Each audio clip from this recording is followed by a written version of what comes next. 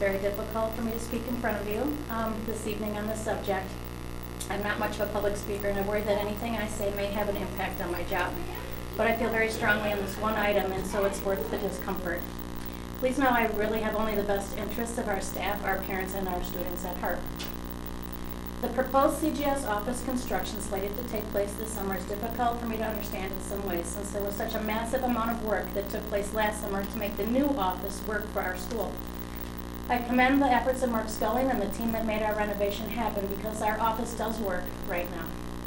There are many positives to the new remodel being proposed. For example, moving the principal's office closer to the main office, bolstering the security of the space by providing a secure office area, and providing a much needed and large nurses space that includes a sink in the student bathroom, which has been needed forever. However, there's one item that I feel very strongly about as it concerns the safety and efficiency of our small office. Namely adding walls around my workspace. Last year this was also proposed.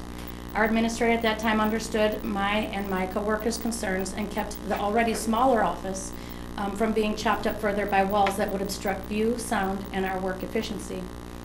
I strongly request that you please not allow an enclosed office on my side and a door enclosing my work area to be constructed. I feel that the seclusion this will create will destroy the ebb and flow of the main office and create far more problems than it could be fixed by its existence. If the reasoning is that it needs to look more like other offices in our buildings, I contend that any benefit created will be at the expense of the efficient functioning as it is currently laid out. My office partner, Julie Rush, and I have worked very hard to master the daily workings of running our new office space. Since we moved in last year, we've honed our skills to effectively manage our shared responsibilities, and we work flawlessly together. Our jobs are constantly overlapping, and we are in constant contact with one another throughout the day. We work as a cohesive team, so much so that our administrator calls us the dynamic duo. We listen to each other's phones, we constantly buzz people in, we constantly assist students and staff all day with healthcare issues, student issues, and sometimes even discipline. We are the hub of the school, and we manage it with great pride. We are often praised by visitors of how homey our office feels and how they feel good just entering our space, and we do not want to lose that feel. What I fear most about when we put all walls up is losing my ability to properly, safely, and efficiently serve our parents, our students, and the staff of Cottage Grove School. I'm up and down from my desk so many times as it is, if I can't see or hear the things going on around me, I feel I'll be put at a distinct advantage. Please consider approving this small change to our new office layout. I would so much rather see any money being spent on walls be used to make our heavy doors more handicapped accessible with buttons for public and student access and wheelchairs. So much time and money has already been spent on creating our CGS office as it stands. Please don't try to fix the one part that is not broken. Thank you for your time and consideration. I very much appreciate having a voice. Chris, can I ask a question? Which office are you talking about? Cottage Grove School. So, I know. can you see this from where you are? The main office. Which room number is? Room 1. Actually, can you come up here and just look at this? Because I had the same question, so I pulled it up on my thing. So this would be you, This right? is me. This is Julie. And so these are the walls you're talking about? Yes, just this one wall. I actually said I wondered about that one. And I'm not, well, okay. just to let you know, Deb and I and Julie went through this when we first moved our office from room 10 where it was over here. And we all agreed that with this small space such as it is, we do so much together and we do so much in conjunction with each other that she agreed to let us keep the wall down. And it's been functioning so well for us now that when I found out today, I was floored. Yeah. All right. Okay. So thank you very much. You're welcome. Thank you. Next item on the agenda is the approval of the consent agenda. Can I have a motion for Susan? I would move, I would like to pull number 4 and number 5, approval of the Police School Liaison Officer Program and approval of the WISE- Local Consortium, particularly because 5, those are contracts, and I think it's important, even if we approve those, even if we're approving those and it's just kind of not an issue, I think it's important, and it identifies that we have in fact looked at these important contracts, particularly number 4, and that we approve those as contracts. I wouldn't put those in the consent agenda. Is there any objections to pulling There, those off? you don't. You can't. It's Consent pulled. agenda? It's just pulled. Okay, approval of items 1, 2, and 3 on the consent agenda. Have a motion for that? Also move. I'm sorry, I should be looking at this. That's all right. 1, 2, and 3. I'll move items 1, okay. 2, and 3 on the consent agenda. Is there a Okay. second? Second. All those in favor? Do we have discussion? Not on the consent agenda, but if you want to do discussion, you have to pull it off. Oh, really? Yeah. So we're only right. voting on 1, 2, and 3, yeah. So we're voting right now on items 1, 2, and 3. Yep. All in favor? Aye. Aye. All opposed? Motion carries. Now, I would move approval of the police school Thank you. liaison officer program for 2015 through 2018. second? Second. There's a motion and second discussion. Actually, the only Susan? question I had, this is kind of a dumb question, minor question. Because I thought we were calling them school resource officers, I was just wondering why we still use the old term in the contract, or you don't know. So it's kind of picky, it doesn't matter. I do not know. Okay, specific. okay, never mind. I'm fine with it. Okay, any more discussion? All in favor? Signify by saying aye. Aye. All opposed? Motion carries. Item 5, approval of WISE-Local Consortium Shared Services Agreement for 2015 and 2016. Is there a motion for approval? So moved. Is there a second? Second? Moved and seconded. Discussion? Susan? I just say, I understand that this is a critically important thing, and I strongly support approval. But I think it's important that when we're looking at something, and I'm just looking, it's my recollection, it's about $15,000. Yeah, that I think it's wise of us to pull it and approve it as a board. Okay. Any further discussion? Moved and seconded. All in favor? Aye. Aye. All opposed? Motion carries. Item E, correspondence and announcements. I don't think we have any at this moment. Can we not talk about? I'm sorry? No, can't talk. About? Correspondent and announcements? Sure. Okay, well, I go back to what I was going to say before. We normally pull those, and we didn't, but congratulations, because Deb Lyons is in the resignations, and I thought we should recognize. Yeah, we do pull those. Oh, we put retirements, we don't Yeah. often put resignations, but in that case, that would make sense, yeah. Right. That's what. I think. Yeah, We want to acknowledge deadlines. Right, her Resignation. outstanding years of service with us, and sad to see her go. Deb is going on to Madison to Right. Correct. be a principal in one of the schools there. Yes, it's an appropriate announcement. It is. That's what I wanted to say earlier. Okay, item F. I have one more thing. I just sure. want to thank all the families and teachers that worked with the Monona Memorial Day Parade. It's an incredible experience, and you can't imagine trying to organize this and get all these people in line. And again, particularly people like Pat Dorn and the band are just phenomenal. So again, I want to thank them. And then, did we announce this before? Didn't the track team win district? Yes. They did. Badger, South of Badger, yes. I just wanted to make sure. Brian Storm. All right, thank you very much. Administrative reports, item F. Number 1, transportation report from Jared. Yes. All right. This is a report that we're updating everybody on due to the fact that this is our first full year of contracting out. And one of the things that when we had talked about when the board had voted on transportation services being contracted out fully, we had said that we would give a report at the end of the year on just how it's going and some of the things that we're seeing. So just a quick overview for some of our new board members and the public is that, prior to the 2014-15 school year, the district had what I would classify as a hybrid system where we had some contracted out services and some in-house. And so I would say it was about 50-50. Our Monona routes, so Winnetka School, GDS, Monona families, and the high school routes were contracted out to Badger Bus. And then Taylor Prairie, Cottage Grove, and GDS Cottage Grove families were done by in-house. We contracted out here, this is the first year of a full contracted out service, and we contracted out with Nelson's bus service. Just a little bit about the numbers is prior to this year, last year we transported 1,930 students. We had 40 AM routes and 41 PM routes. And you notice there's a significant difference, and that's part of the reason that we made some changes. So the 40 routes and 41 routes were what we would classify as double routes. So what would happen is some routes would run the first routes and then go back out and run a different route. based on the start and end times of our schools. We have 3 a.m. and p.m. special needs routes, and our midday routes stay the same. 5 regular routes and then 1 special needs route. We both in both years we have a late bus and a practice bus. The late bus is a bus that goes between Glacial Drumlin and the high school. We don't have any specific drop-off at residence. We just pick up and drop off at both of those schools. The practice bus takes our teams through one of the things that you'll learn more about in future meetings is the layout of our athletic practice fields and our competition fields. We don't have them all at the high school.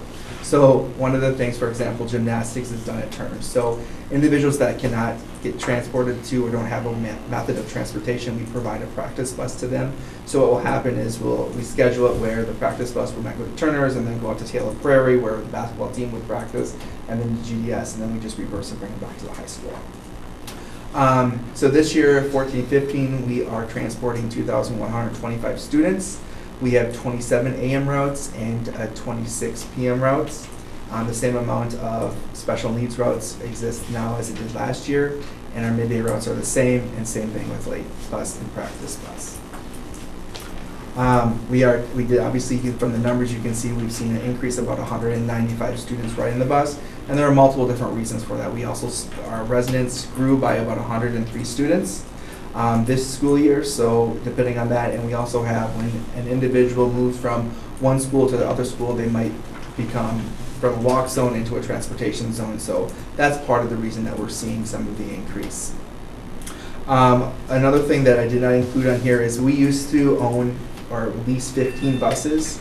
So if we were to say that we wanted to do the whole transportation in-house, we would have had to purchase some additional buses for that. And right now, based on the budget, we are about $17,000 under what we were spending in previous years for transportation. Just a quick overview of how does transportation work, and this pretty much comes from the board policy that I have attached. Our 4K students, we transport all of our 4K students. Doesn't matter how close they are to school or not, but when we're looking at it, when we are developing routes, they could walk up to potentially a 0.2 distance. And the purpose of that is that if we have 4 4K students or 2 4K students that are neighbors, we don't want to stop and then go to the next one, especially in town. In the rural areas, we do stop at every driveway. We do not encourage them to walk on major highways. Kindergarten through 12th grade, a while ago, probably 3-4 years ago, we extended our walk zones to the maximum by state statute, which is the 2 mile, unless they live in a hazardous area. The same concept as they could potentially walk up to 0.2 depending on where the common bus stops are. Students living in areas of unusual hazardous, and that would be areas that are designated by the Dane County Sheriff's Department. So they might be in town, for example, Monona. Majority of Monona is classified as unusual hazardous because they don't have sidewalks. Crossing guards do help that. However, in Cottage Grove, we're looking at that intersection of N and BB where it's pretty busy there. So those students that might have to cross that would actually be classified as unusual hazardous, so they would qualify for transportation. And then students with disabilities, during the IEP process, if a student is identified as needing a special needs bus, wheelchair or other type of item within an IEP, then we provide a special route for them. So there are 3 different ways of people requesting it. So families needing transportation, they complete a transportation request form that is found on the district's websites, or they can obtain it through a school building. This is the same process that we've had in the past. They can submit it to either Nelson's bus service directly, or they can drop it off at an office, the district office, and we get that to Nelson's bus service. Well, we always tell everybody that it's about 5 days of the request. Sometimes it can be sooner than that, but typically we say 5 days because we want to make sure that based on all the communication that has to happen from Nelson's routing them to notifying the school notifying the teacher, to making sure that kids are in the right place. So when the routing happens, that we are making sure everybody's in the right place. The other part of it is it's very important that we make sure that we're not missing any kids, or we're communicating very clearly with families. If the request is during the summer, then obviously that's not the 5-day. That just follows the same process as when we route everybody in mid-August. Families needing change to their current transportation, so what happens is they're currently getting transportation. They would still fill out that transportation request form noting the changes, and then we submit that to Nelson's or a building, and then we also do the 5-day request as well. Students moving to a new school, so in the past, this is a little different. So in the past, when one student would move from like Taylor Prairie to Cottage Grove, you know, they might have been in the walk zone at Taylor Prairie, but when they moved to Cottage Grove, they're actually in the transportation zone before we requested our families to fill out the form.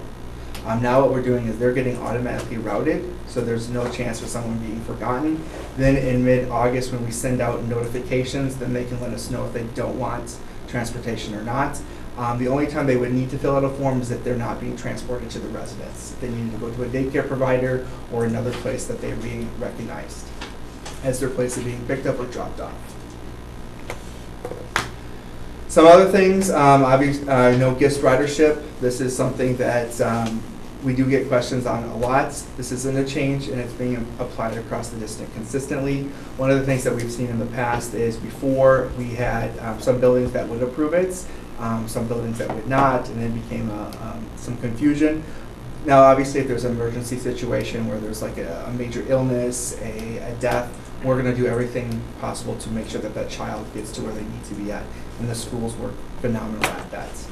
So typically what happens is the parents will contact either Nelson's, but most of the time they contact the school just because there's other things that need to be dealt with as well.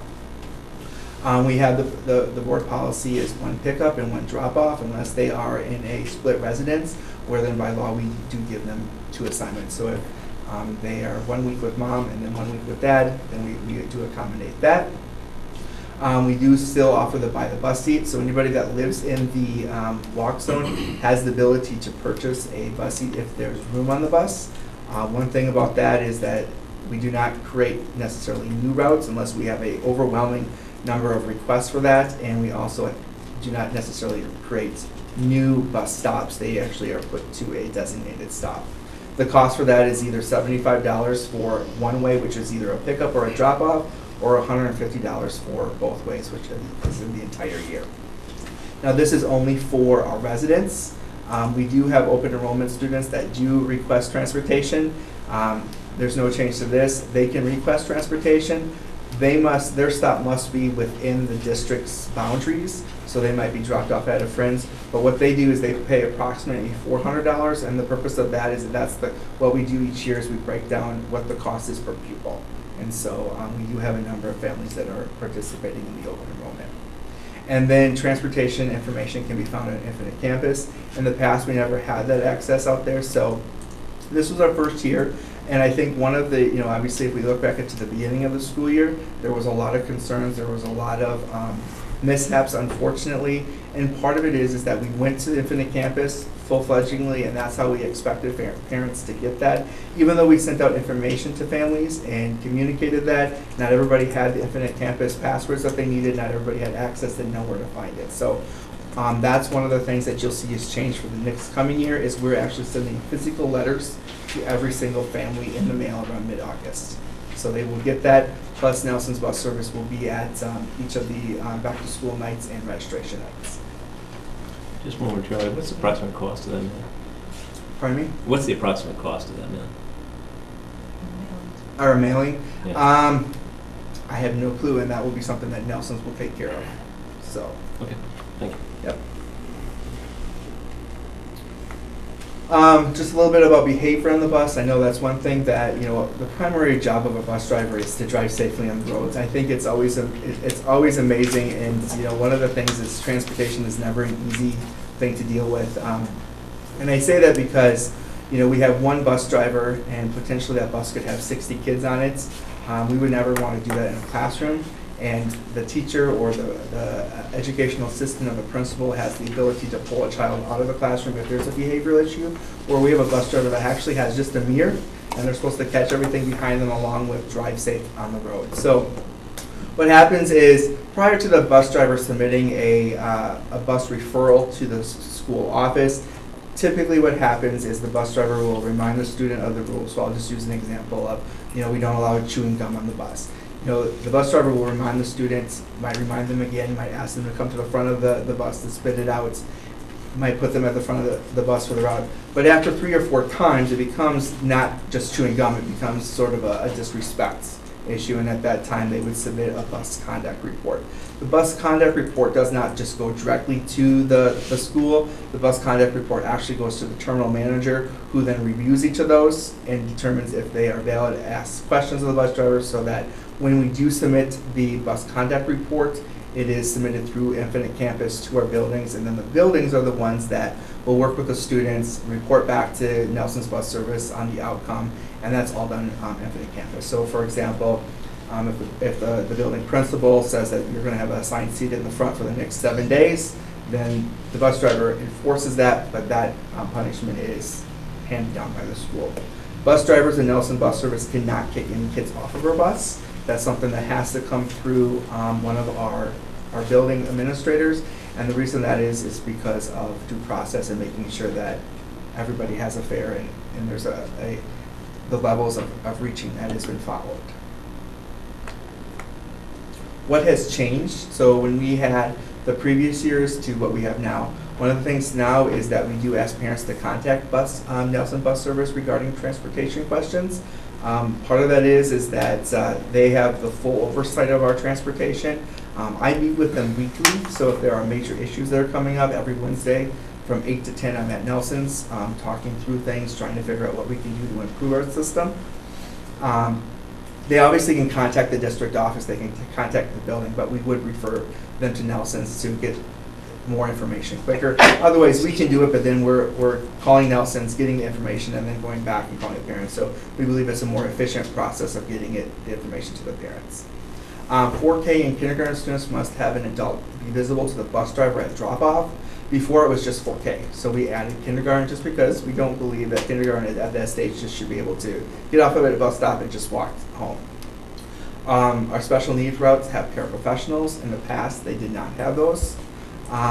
Consistency, having all bus drivers have the same expectation and the same training has definitely improved that, especially when I talked with Ann, the principal at Winnequa.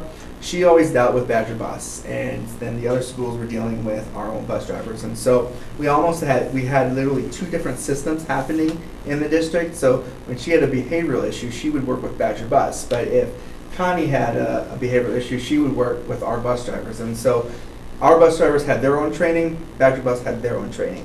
Even though the district would sort of look back and forth, it wasn't combined like it is now. So all our bus drivers in our district are trained the same way and have the same expectations. We follow the same behavioral reporting, and so there's a little bit more consistency to the process. Our 4K to 8th grade in Cottage Grove are routed together. This was a request of the district. When we looked at start and end times last year, we obviously made the change this year. In order for us to do that, we could not do the double routes that we used to do in Cottage Grove for a couple reasons.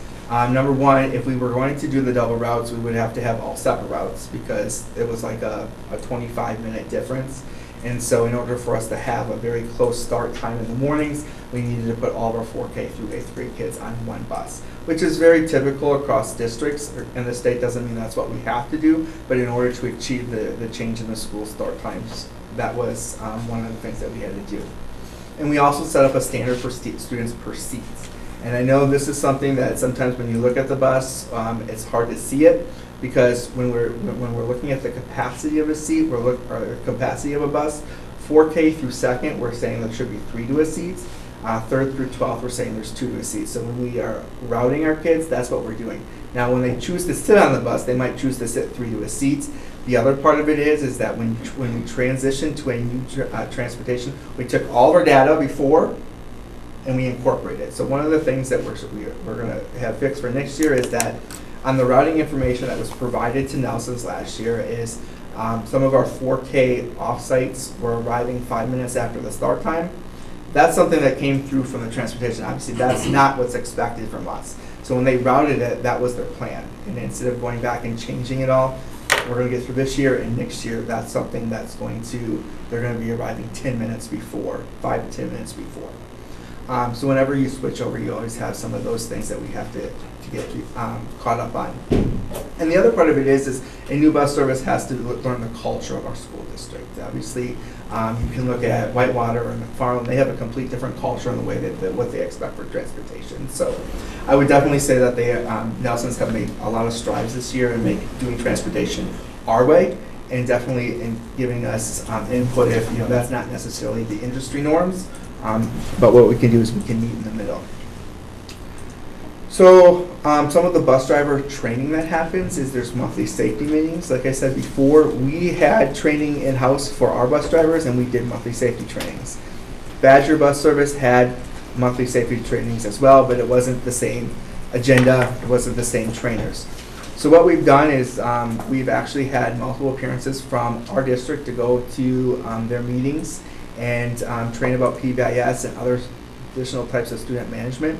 Here's an example. We actually had our bus drivers come to Winnequa, and they did a full-fledged training for our bus drivers on PBS at Winnequa. In reverse, we also had the opportunity for our teachers to sit in a bus driver's seat so they could see what a bus driver is seeing. So it goes both ways, so there's a full understanding. Reed has done a phenomenal job at Glacial Drumlin, along with all the other administrators, of making sure that they're communicating with Nelson's on this is our expectations, talking about level 1, level 2, and level 3. They do the first aid, CPR, AED training. We've done our wheelchair securement training. Actually a skid pack training, something our drivers didn't even get to go to in the past, but now they're able to do this. It's actually a pretty cool driving course that mimics like icy roads, and they put a real bus out there, and each of the drivers go through that course in case there's a situation.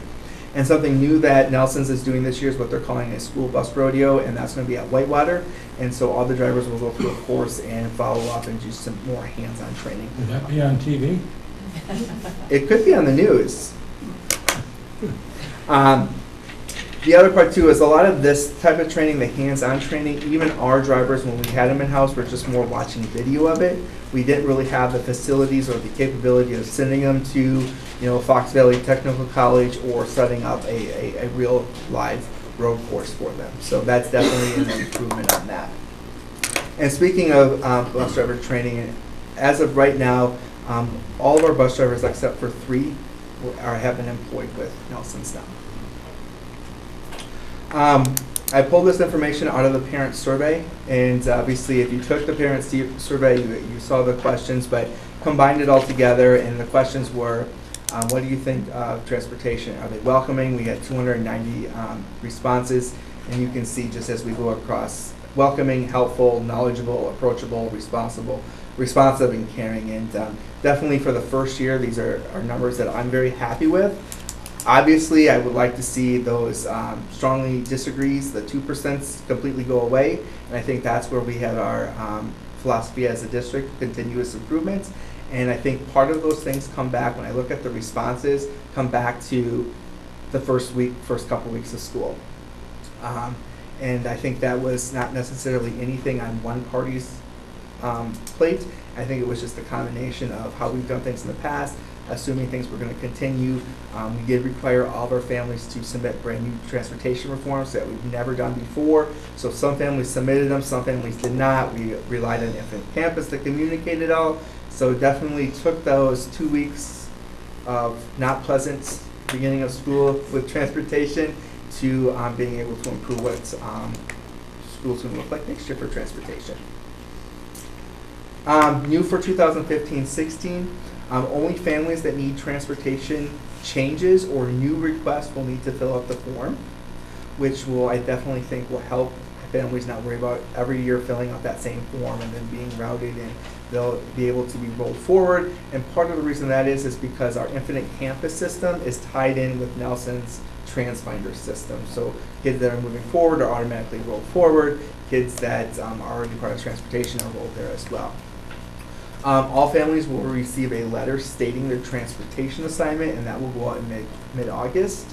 We will be sending out communication this week, letting families know that, also about how the process will work, how we would encourage people to get their request in by the middle of July. The other part is increased communication of transportation assignments with teachers and offices. One of the things that happened at the first couple weeks of school was kids didn't necessarily know which buses they were supposed to get on. There was a lot of last minute changes. Part of the last minute changes is that we were trying to please everybody. And that's something that you just can't necessarily do. And we had over 200 transportation request changes come in the Friday before school started.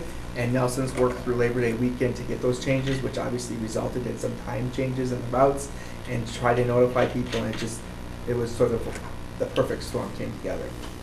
Walk zones have been updated. They are updated to reflect the new development in Cottage Grove to make it clear and to increase safety.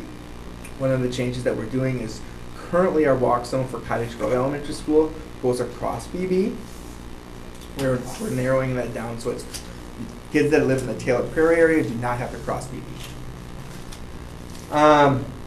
And then transportation to daycare facilities need to reside in the transportation zone to be transported. If they do not, they need to buy a bus seat. This is not what we want to make the change. DPI is pulling funds away from us because the way they look at being aided is that it's from your residence, not from your daycare. We'll still transport to the daycare facilities like we always has. The difference is that some individuals might have to pay, and we'll communicate with those individuals if they want to, and they have the opportunity to buy the bus seats. And then the first week of school, enhanced student training. So one of the things that we did this year is when we transferred over to 4K through 8th grade being on the same bus, the purpose was that the kids were supposed to 4K kindergarten, they were supposed to fill the bus from the front to the back. That's something that has been sort of relaxed throughout the year. So the first week of school, what we want to do is we want to do training when the kids are on the bus with their bus driver. So we'll be asking the principals to let us do sort of a soft bell at the end of the day. So release 10 minutes early, get the kids on the right buses, go through the rules with their bus drivers, introduce their bus drivers so they know who their bus driver is, and that will also get everybody in that motion, because one of the things I think Connie will tell you is that she has a lot of little kids that they won't release the bus until they have every kid on the bus. And this year what happened is that those buses have to go from Taylor Prairie to Cottage Grove to Glacial Drummond.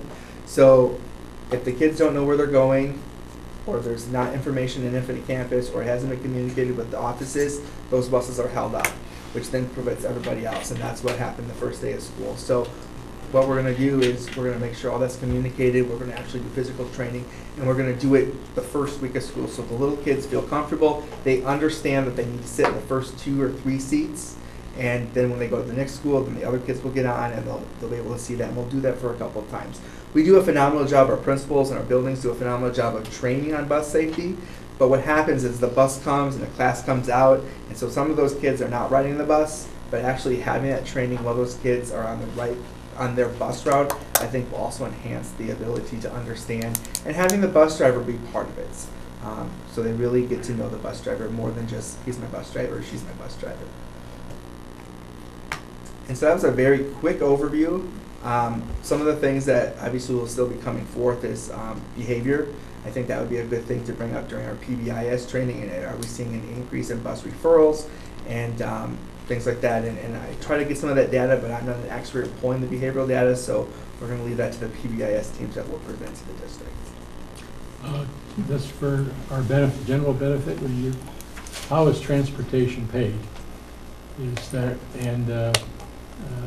Is there any possible saving for our budget deficit next year from transportation?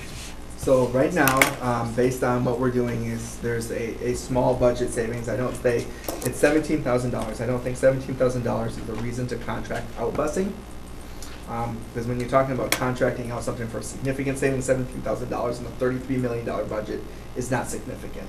However, what I can tell you is that we are $17,000 less than we were in the past. So it's not going to help us immensely moving forward. Right now we are anticipating a 3% increase in transportation in our preliminary budget, and that's due to the fact that we do have an expected increase in enrollment. Not knowing where those kids are going to be at, we do anticipate possibly adding 1 bus route, because in 4K through 8 in Cottage Grove, where we believe where the growth is going to be at, those buses are pretty full because we're routing them the most effective way, and that means you need to fill up the bus to the What fullest. I heard you say, it's a wash. Yes. Yep. Any other, Susan? Well, I have a list of, do you want to take Jennifer? She may have. I don't know, I didn't see your, I'm sorry, go ahead, Susan. Okay. Can you just give us an idea in terms of slide 3, kind of, was there a major factor that helped reduce the bus routes this year to almost half? The biggest change was the going from routing 4K through 8th grade on the same bus routes in Cottage Grove. Okay. There was no change in Winnequa, there was no change for the high school, but it was definitely the Cottage Grove families saw the change with 4K through 8th grade being on that. In the past, it was a double run, so those would count as 2 routes. So we did the morning, the first route was all elementary kids going to either Taylor Prairie or Cottage Grove, and then once those kids were dropped at the school, then the bus route would go again and pick up our middle school kids. Okay. And then on slide 4, you talked about the current 4K pickup policy. And I just kind of wondered if you could give us a little thought about, previously we had picked up 4K at the end of the driveways.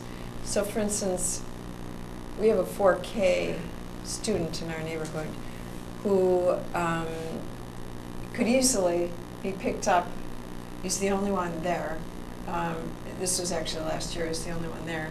It was on the route, and it's a stop and a pickup. So this 4-year-old child, which I know you get, has to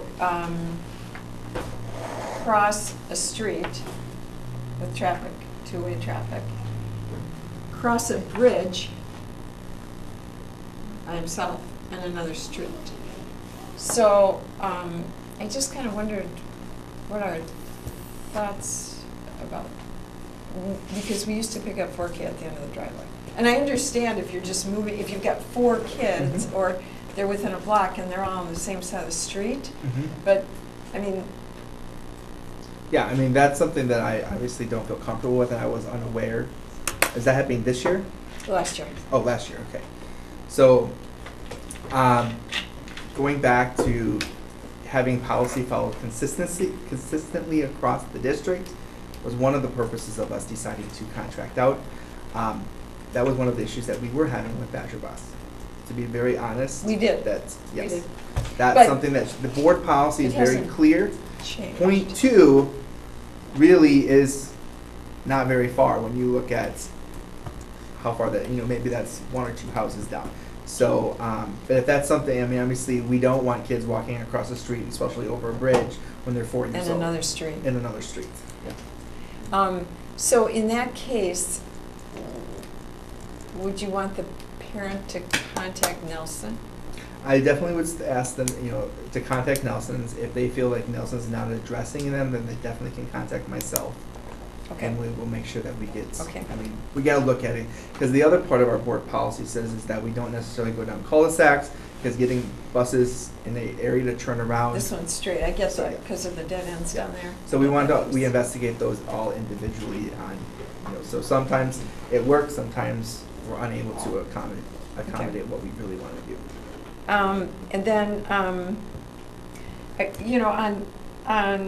basically on slide 7, we were talking about training of bus drivers. And one of the things I continue to be concerned about is parents with younger kids. And this year it's been particular in Cottage Grove, who have come to me and been very concerned about bullying on the bus. Part of it may be the mix of kids, part of it may be the younger kids, part of it may be the bus driver doesn't know where the lines are.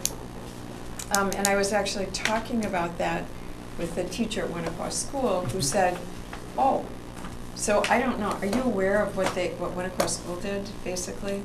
And it's a model I think we should study and seriously consider. And it was my impression that there were a group of teachers who were assigned, and I was looking to see if Ann was here, I don't see her, who actually went over to Nelson, talked to those people, set up things, making it very clear what behavior we want to know about. Again, understanding, I think at some point the board might be more interested in that model, and it was just coincidentally that I heard about that. And then I did ask the superintendent if other schools were doing that. It was my impression that they weren't. In fact, these teachers rode on the bus several times to get a feel for that. And I think it's been a little more difficult because in Cottage Grove because they were used to their bus drivers. Sorry. So I guess that's just something I'd like us to think about in terms of training, understanding. We may have a teacher or someone that goes over there and talks about PBIS. But, you know, when I have 3 parents telling me they're taking their kids off the bus, that's, you know, in one area, I was concerned about that. And all I can do is tell them to call Nelson, you know. And the other part And too it is doesn't change. if a school bus is an extension of the classroom. I agree. And so if bullying is happening, they do also have the ability to submit a bullying information to the school. And the principals and their staff will definitely dial up. I mean, obviously report it. One of the things is, you know, bullying is something that we take very seriously at MG. One of the things is that sometimes it's difficult for one bus driver to see what's happening. I mean, if it's a physical issue, but if it's a verbal thing that's happening below, no, you it was know, above, and it happened every day, and it started with one kid, and then it became a group, and then it was serious. Yeah. She just took him off. He had a lisp. It was tough. That particular one was more identifiable. Okay, so we're working on that. And then another concern that I think we should at least keep on the radar is that Nelson does not have the authority to remove a student in an emergency situation. So what am I supposed to do? I'm one bus driver. I'm the only one adult on this bus, and I have 2 kids pounding each other in the back. So I can separate them, but that doesn't mean I can keep them separated. I mean, I'm one person. So, you know, I would say you take the, you know, there should be an emergency process for maybe taking them to the nearest school, and because they could, I mean, if it's a situation which could potentially endanger other students and or the driver themselves, I would say we should at least consider the ability to do that. I'm not saying take them off just and to put them on the clarify my street. slide, so that would be something like if we were to say that you are being removed from the bus route because of discipline or something like that. But if there's a situation where there's a fight, we will contact our billing administrators and they will meet the bus there. If it happens to be a time where, say it's the billing administrator's in a meeting or they're out of the office or something like that, if it's a safety issue, we will call the police departments. They Okay. have my cell phone, and Okay. so pretty Because much they're I'm on on- call okay. until the buses are home. So if we can't get hold of someone, I will go meet the bus. So in situations where it's an instant situation, then definitely we will have someone from the district be part of that. The bus driver will pull over. We just don't want the bus driver to put a child outside of the bus, especially if they're alongside of a major highway. But really my slide was more in the generic that Great. they can't just kick a kid off the bus because your behavior is bad. Right. We You- want them to go. You through have a the- process for that. Yes. That's perfect. That's all I really needed to know. And then again, making sure that in the conduct sheet, when we get to that, that we specifically address bullying as a non-tolerable behavior.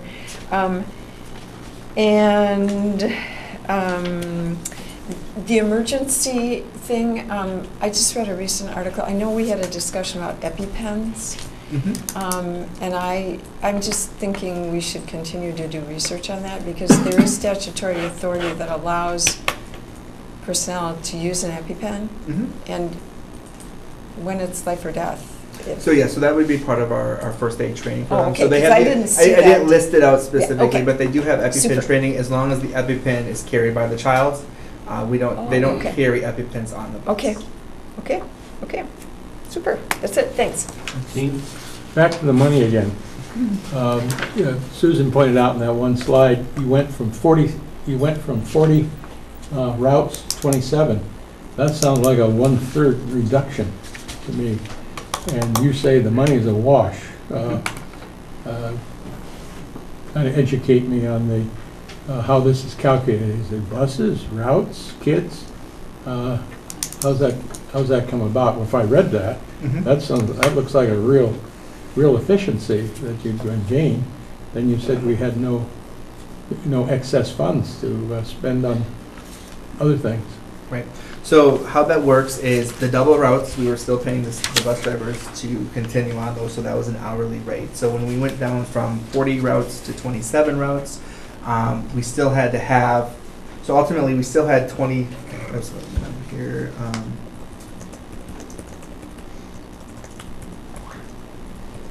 we had 22 buses, physical buses, that managed those 40 routes.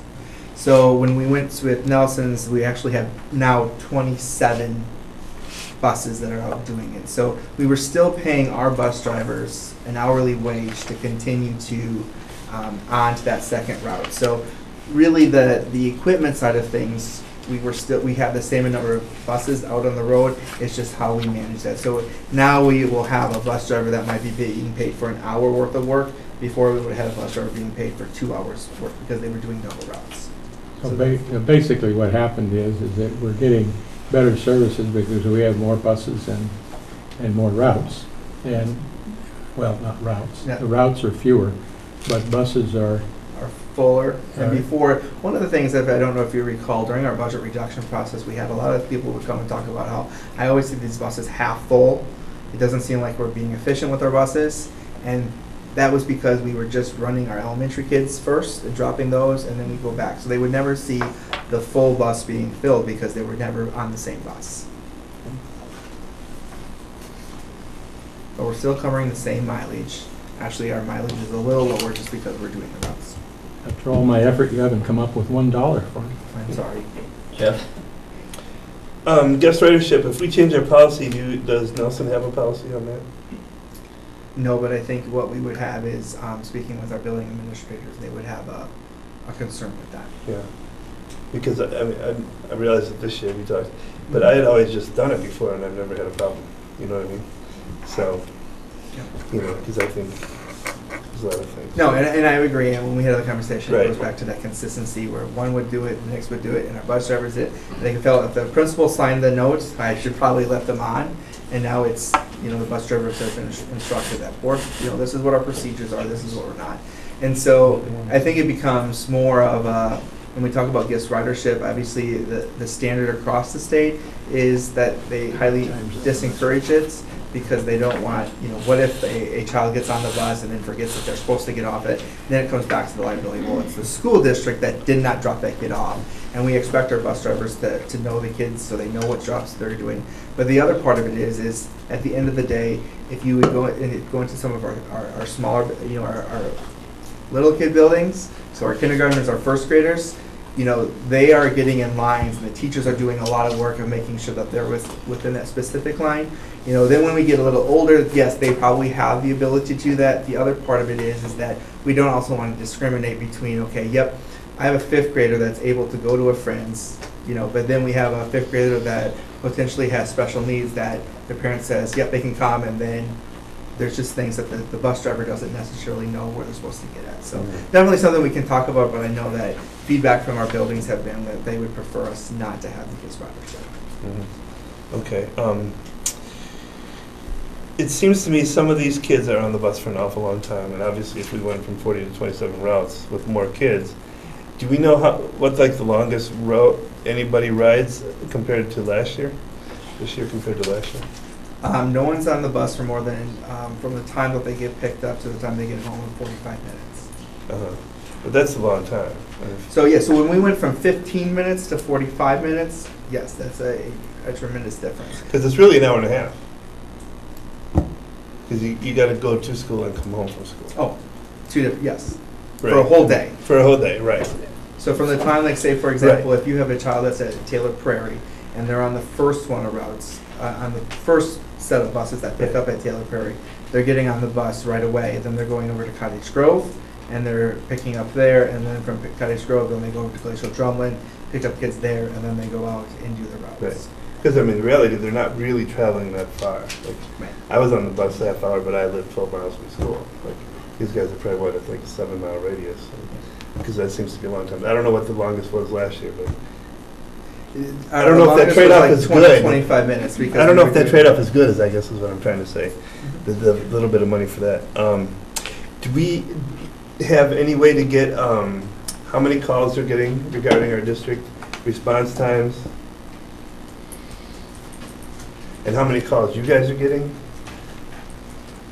I can ask. I'm not for sure if they keep a log of all the calls and tailor, you know, and keep tally of that and how long it's taking response time. I know that on my end of things, after the first month of school, the calls have really, I would definitely say I'm receiving less calls.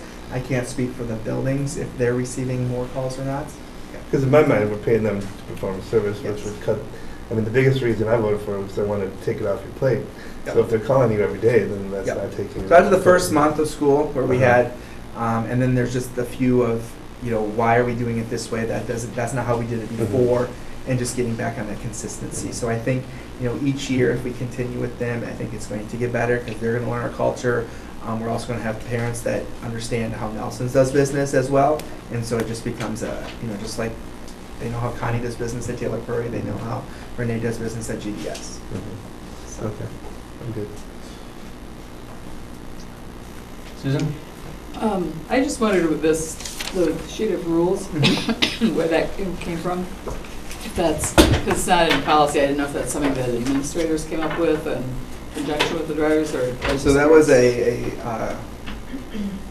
an overall, just a way to sum up all the rules that we have for our buses to be consistent. So between myself, Nelson's, and Dan, and then we share that information out. And how does that get out to parents? Is that in a newsletter, in the handbook? It is in the handbook, okay. Because it occurred to me that just looking at it, it does start off very clearly saying the school bus is considered to be an extension of the classroom, and therefore you follow all the regular rules. But since you have broken them down under conduct, it would be easy enough to just add an item that says no bullying, bullying will not be tolerated on the bus, and like that. Just as a reminder for parents. I mean, there's enough other things here that you can clearly get at that without it being on here, but it might not be bad to add it. Might not be in handbooks this year because they may have already gone out or whatever. So, Okay. Thanks. Susan? I would just add to that too, that maybe, even though you have that general heading at the very beginning, since it says conduct while on the bus, you might make that general statement of classroom behavior so that it's very clear that that's what the expectation is. Because the thing that you actually talk about is disrespectful, obscene, or vulgar language and gestures. So that means, if you pound a kid, it doesn't say under these rules you can't do that. So I know that, I've got that. But I'm saying, I think it would be, as long as you got 13 things on there anyway, another one saying classroom behavior and no bullying will be tolerated. Right. That That's generally is one thing. take a look at it. Just because it's specific. Any further questions? Thank you very much, Sharon. Item G, unfinished business. The first thing on that, we've got is a presentation from Wisconsin OPEB Trust regarding the Teacher Retirement Benefit Plan Trust. And we've got Dave Van Spankeren, is that right? That's correct. Thank you. To make a presentation to us. Thank you. My name is Dave Van Spankeren, as you said. I'm the Director of Business Services for CISA 6. Give you some information about me so you know who you're talking to, and then you can ask questions. So I've been a business manager for 21 years, with CISA 6 now for 11 years, and CISA 6 is in the Oshkosh area. And back in 2008, we started a OPEB trust for other post-employment benefits. So I've been helping DPI form some of the rules that start with, for Fund 73 and trust documents. We currently have 55 school districts within the Wisconsin OPEB trust, and that's statewide. So as changes come about with other post-employment benefits, it started out as retiree health insurance, and then as districts are making changes, it's going to 403B plans, and as your district is making some changes on the teachers. So I'm available to answer some questions, and I did review your document, your trust document, and there are some things, it's a good document, it's very thorough. There's some things I think probably give a lot of responsibility to the 4 people that are designated as a trustee. So I can tell you some of the things within our trust, what we do, what some of the districts do when it comes to a trust committee, and what the responsibilities are. Does that sound like a good direction or question? Yeah, if I could start us off. Sure. And where do you think our trust differs from what you're doing, what you think, which obviously you think might be the best practice? One thing is, who is the trustee usually is a big thing. Mhm. Are they trained in being a trustee for a trust? So do they know the laws related to that? And also, they also take on a fiduciary role, even though there's some language in your document that says, you know, they're not liable for it. In reality, if a teacher or one of the beneficiaries of the trust would file a claim, they would be responsible to attend, you know, any any claim against them, because they are making decisions at that time. So whoever is the trustee during that period of time, if there was a claim, they do take on some responsibility. What is the fiduciary liability of the board? The in all of board, this? That document that you've read, it appears to me, as I read it, that the school board appoints people on a chain of command, and then they act as trustees. But it seems to me that the ultimate liability will rest with the school board and not with 4 people making investment decisions. Is that your conclusion, or is that wrong? No, that is true. That is the ultimate. The board does have fiduciary responsibility because they did set up the trust to begin with. So the trustees also take on a fiduciary role, but also the board has legal obligations to make sure that the trust is being followed, and they do take on some of that trustee and fiduciary role in a way, even though they're... But I would conclude by your remarks that the board has ultimate responsibility, shared in part with the people who are exercising on the ground decisions. So it would seem to me that there seems to need some clear connection of review, oversight type of thing, even to the point that people who are not attending or using their responsibility could be removed, or how they are appointed is help me out on this chain of command on this, because if they screw up because they don't know anything about it because they're rank amateurs, it seems to me that if the board, in this document, the superintendent would appoint them without board oversight, it would seem to me that there should be board oversight on the appointment, because we're the ultimate authority. Is my chain of reasoning proper or improper? If you follow that direction, yes, it is proper, but one of the suggestions that I would look at is a corporate trustee. So when we're looking at larger dollars and we're looking at investments, what we do with the Wisconsin OPEB Trust is we have a corporate trustee.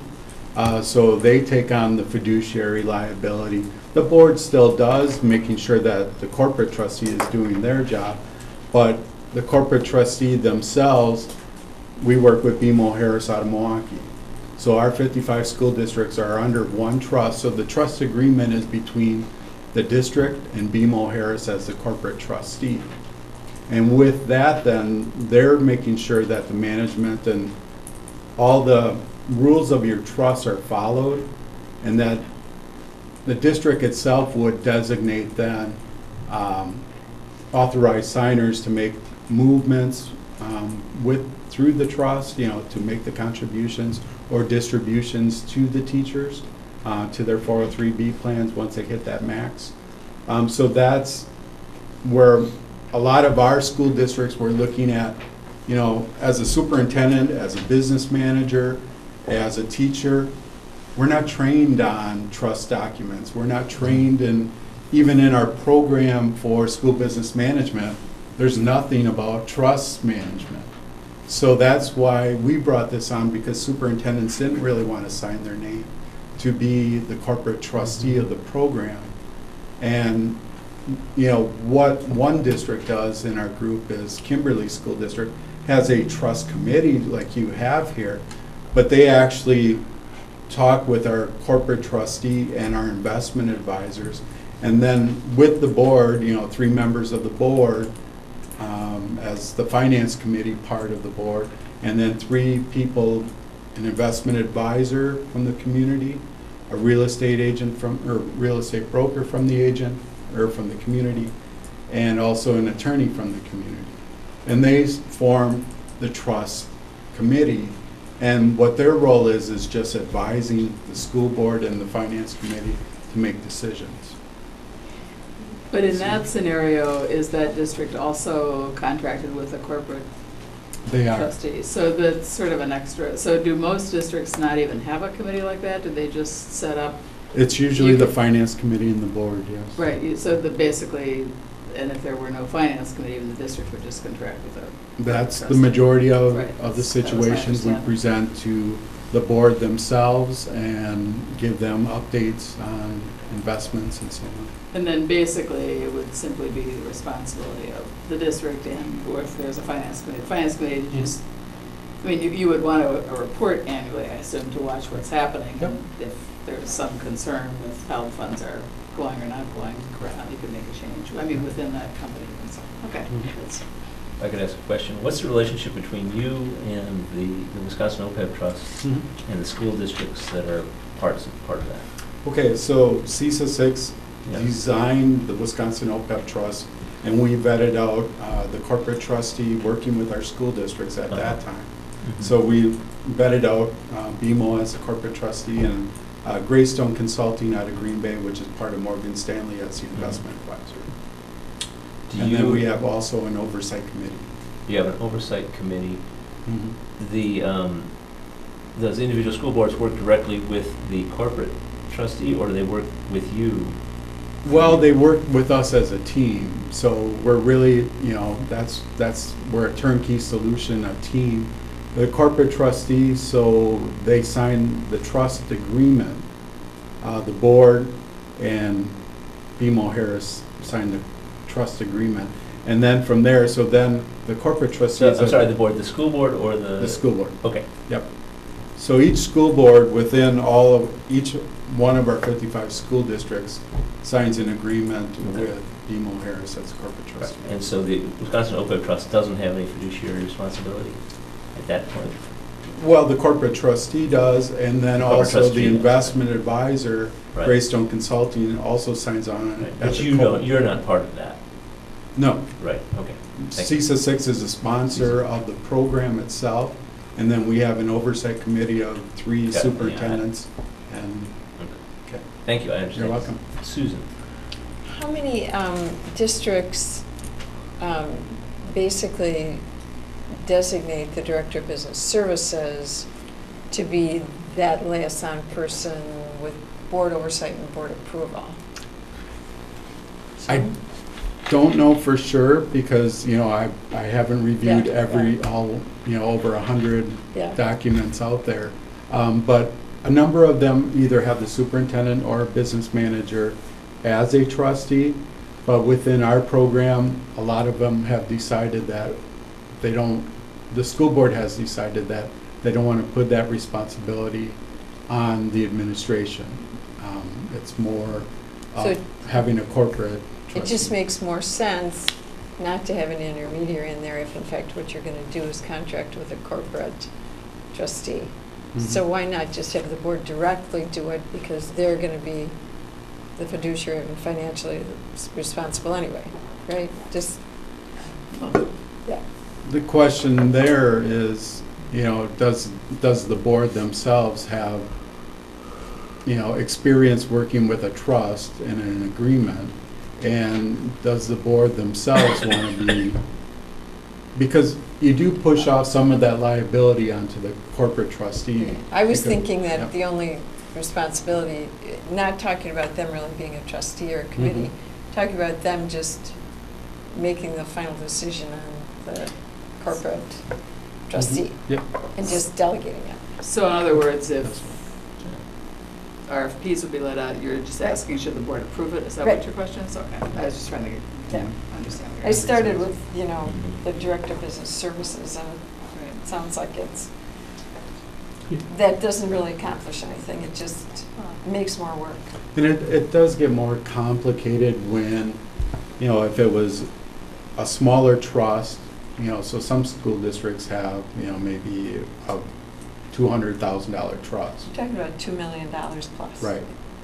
And when it's just paying retirement benefits for health insurance, it's not as complicated as your teacher retirement plan here, where you're looking at doing the accounting for that, and are you looking at doing statements to the employees? Are you sharing the investment returns? And then, so there's a lot of pieces that a lot of school districts haven't gone to yet. They're still doing some of that post-employment health insurance yet. And did you read the trust agreement to sound like it delegated the responsibility for the accounting and the statements to the committee? Yes, I did. Okay, good. Yeah. So that wouldn't necessarily be something you would see as a best practice? A number of our school districts are not doing that. What they do is they have a professional company do that. That's more of a record keeper. So then that record keeper sends out an annual statement to each of the, thank you, to each of the employees. So then that way you're communicating, and it also builds a lot of trust with the employees because you have more eyes looking at it. So it's, even our program was set up this way to very specifically, so it's not the school district just sending money to the investment advisor. So we didn't want a Bernie Madoff kind of thing.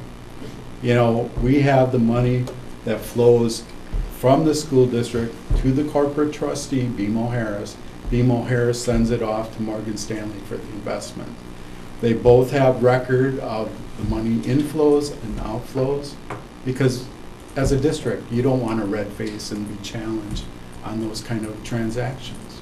This is large dollars that the public trusts you with, that the beneficiaries, the teachers in these programs are trusting you with. Dean? In this investment, my meager research in this area, my son does these kind of plans with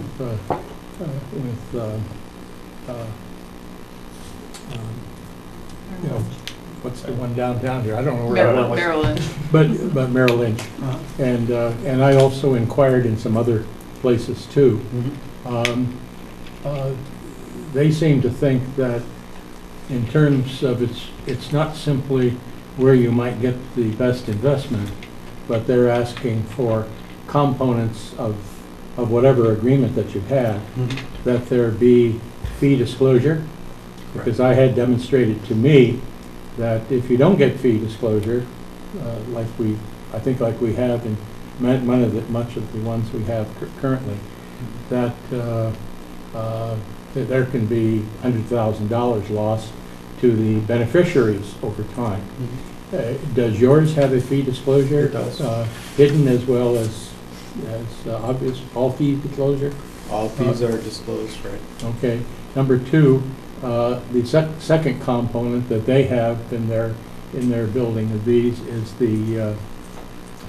that there are education plans for opportunities for the people who are potential beneficiaries. That appears to be times when was it Morgan Stanley? Yes. Morgan Stanley would come and provide large group explanations, maybe small groups and clusters of, say, younger teachers or different types of people with different problems, or even reply to individual things. I know there's a scale of service there. Sure. Do you have that general education plan built into yours? We do not, because our plan itself is actually a plan for the school district. So this is a plan for the school district to pre-fund those 403Bs, and then I believe, I'm not sure if it goes to the employee, whatever 403B program the employee picks, but if that's, so we're not offering a 403B plan. what the Wisconsin OPEB Trust does is it allows the district to pre-fund so the money is available there, and then you can take advantage of all of the features that DPI allows in the school finance program to collect. Well, if for example, will teachers be able to select the particularly investment instrument, like a Vanguard fund of some sort, and somebody else picks out an annuity, or is it all 403B? That's really up to the district. So at this point, Will every teacher have an individual account, or is there one count of which all employees have a proportionate share?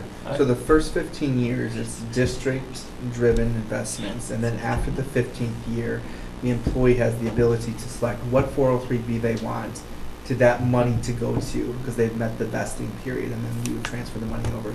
So what we thought about doing was taking the educational, because we have our 403B program running alongside our teacher retirement benefits, and so we would bring in people that talk about 403Bs and encourage people to do that so then they qualify for the matching. So then ideally what would happen in talking with staff and would be that they would have 403Bs established where they're putting their money in already along they go, and then once they reach 15 years, then they would have us put the money that they have accrued from our trust funds Into the one that they have. So because they really don't have any decision until 15 years. 50 years. Another follow-up on that individual one. Yes. Currently, all of our employees, through our district office, send money to a manager, I'll call it, and then the manager distributes that money to funds that these teachers selected. Is that correct? In the 403. The 403B, yes. The 403Bs. My guess would be some of those are in various investment strategies. Are teachers able to transfer those funds into this account if they wanted to?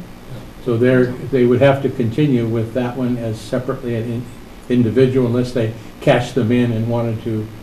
right, so the 403B program is with each individual, not with our program or your trust itself. I got Your you. trust is just pre-funding that, so you have the money available when the time comes to pay those benefits out to them. So our teachers our veteran teachers will in fact have continue with holding accounts with their current ones, whatever instruments those happen to be, and they would be investing in this plan to go 403B. Is that correct? Right, but then after, when they qualify for that money, we would take that money and put it into those investments they already have established, if they choose, or they could set Or a up new a one. different one. Or no one? Yep, and that will be 100% employee's choice. Okay, I got you. Susan? I just want to say, again, I'm just suggesting that we make sure we focus on the trust, because that's how we're agendized. Yes. And Dean, I think actually you bring up another point, and that is, even though we worked on the retirement plan in the tiers, that's all explained in those tiers that we built as a group, and we brought forward and had the board approve. But it might be helpful at some point to just take 15 minutes and review that, to reaffirm that this money, remember, this was the piece that's separate. This isn't theirs until after the 15 years. I mean, basically it is, but it doesn't. But if you know that, then that question, anyway. So if that would be helpful, we could ask for that. Otherwise, we could just talk about the trust. Yeah, Okay. Any other questions? Does everybody know exactly what they want to do now? That was my question. It's a complicated, but Jared, do you have any questions? It's actually not complicated. Well, I guess it sounds to me, I kind of said this the last time, I think we're better off having the district look at some different funds and investing money, like where we have an OPEB trust right now, and I don't know where it's invested, but we have one. This is another one, and I would think that the cleanest way to do this is for the district to do a process like what you described, where we don't have this intermediary committee, because there's not really a huge role for them that I see. I mean, it seems to be an extra piece that we don't need. I mean, and clearly we need to watch it, and Jared does that. I mean, it's the same as kind of how he watches for opportunities to refinance to make us more money, and you're going to pay attention to what these funds are doing, if you go with, you know, some well-known index fund or something where the money is, and that would be my personal preference, is the way we should go. And draw up the simplest trust agreement we can. As you said, this is very complicated, and it's got all kinds of stuff in here that made us all very nervous. That's why we asked you to come talk to us. Susan, this is referring to simplifying the process Correct, a right. bit and Yeah. not creating the tiers. Well, no. The You're plan confusing. is the plan. All I'm doing is talking about The this trust piece, fund. the trust Yeah, fund. I understand that. So but not having a committee to try to pretend they're Oh, I monitoring, because they're shouldn't use not that really. word. So it's really just taking this trust fund, this amount of money that we're gonna put in every year on behalf of these individual people, but it isn't really theirs till they've been here 15 years. But the idea is, and the reason they wanted us to start this next year, the reason we borrowed all that money is because they want to earn interest on it. So it will be, if I were still teaching here, there would be a trust fund in my name established, the 15 years would go in, and it would start earning interest starting next year over the 15 years till I was able to take it out and then put it in mine. And I was hoping it will grow. And because that was the big concern we heard from the teachers, they wanted to make sure it grew. That's how we got to this Which is, point. And it seems to me the easiest way to do it is take that money and find a good fund, put it in there, and watch it. And drop whatever Right. little things you have to drop.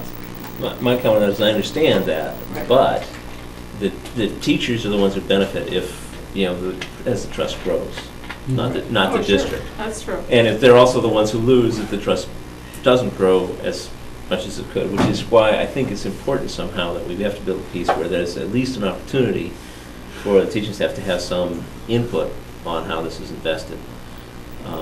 So if we lose their money, they don't come to us and blame the board. But, you know, so that there's this ongoing oversight piece. And that, of course, I think is what this committee was trying to do, is to sort of make that happen so that the people who are taking the risk have some say in how it's managed. And I think we do want to come up with some way that happens. Although this trust document might not be the way to do it. Yeah, I'm kind of not in agreement with that. Dean. But I understand that thinking. I do understand it. I just think it makes it way too complicated. Dean? Yeah, let me, you have a couple of school districts that have, or do they all have the same arrangement with you? Or are there some, how would you structure, you heard some of these questions, how would you structure our program with yours, with our size of funds and money? What should the board do, administration do, what does our business manager do, and that sort of thing? Well, I do have some documents, regarding the Wisconsin OPEB Trust, and it looks at the different investment styles. It tells you how many school districts within our program, so we have 55 school districts and about 62 accounts, I believe, and what each one of them picks. So we have the basic money market, which really doesn't, isn't creating a lot of funds at this time. So that's probably the most conservative. And then we have a moderate conservative that looks at 75% of the investment being in fixed asset kind of, so the bonds, and then 25% in the equity side of it. And then we have the 50-50 model, which majority of our districts go with because, as things change in the market, so if stocks are going up, bonds are probably going down. If stocks are going, so there's some diversity in there in the investments. And then we have a couple districts that have their accounts in something that's a little more aggressive. So as you're talking, one of my thoughts is maybe your trust committee looks at, having choices for the teachers themselves, if that's the way you want to look at it. And then we could have, 3 different accounts in there, and whatever returns happen on the 75%, 25%, or the 50-50 model, or somebody wants to be very conservative and just have the money market and, get 0.2%, that's their choice. So that's possible within here. We can set something up like that, and for the district, it would be all together. You would set this pool, that pool of dollars within your trust, and then from there report back to the record keeper, whoever's keeping track of each of the employees, and was there a 2% return net of fees, then that's what they get. And take that snapshot picture at, is it at June 30th, whatever the return was for the year, or is it a prorated look at it? So I think our investment advisors, did that once before for a school district when it was a post-employment HRA, and they were looking at that, so having choices on the investment return. Susan? Well, let me ask more specifically. I think we're starting to slide back down the hill again. So for instance, the current language says trust committee. The trust fund shall be held and invested by a trust committee of 4 individuals designated by the school district superintendent, 2 of whom are administrators and 2 of whom are teachers. Understanding that you can put a group in there, it was my understanding, and maybe I did not clearly understand this, that your recommendation basically is, since the board will have legal responsibility ultimately for that investment, that it is probably wisest or best practice to have the board responsible for that. I mean, you can have an ad hoc committee underneath that or a committee underneath that that studies that and makes recommendations to the board, similar to the ones Dean's doing on long-range planning right now. You could do that, and then they would present that, and that would be advisory to us to then make changes if we needed to make changes. But if you go with a more aggressive fund, and 2 teachers decide that's important, I'm telling you, 2 teachers over here are going to create a suit in court for that loss, and you are going to be responsible. So I'm really, Hang on, Susan. I'm looking for the direction on that. Anything that you give us that's solid and firm would be good. I just had a question about Yeah. our Yeah, real legal that's right. liabilities, but I had a Sure. question. My understanding was we don't individually have liabilities. So when you say the board has liability, we're really talking the district, aren't we? All right, sure. I mean, Yeah, so you have, errors and omission and so on. Right, It's when the person who signs on as a trustee, that's where a number of districts, when there was some of the things going on in South Milwaukee area, right. Those districts. it was the business Right. manager that signed on as a trustee that was going to court every week. So I don't want that as you guys doing that. Right, That's why we added the corporate trustee role. right, right. But, Which I would think would be a good idea. yeah. Okay. Yeah. But, but likewise, you have responsibility, you do have errors and omission, insurance to protect your decisions. Right, I didn't mean to Yeah. distract you from her question, I just wanted to ask about the liability. Yeah, that's fine. So her question was about the committee, so. Right, so you're correct. The board has really final say. And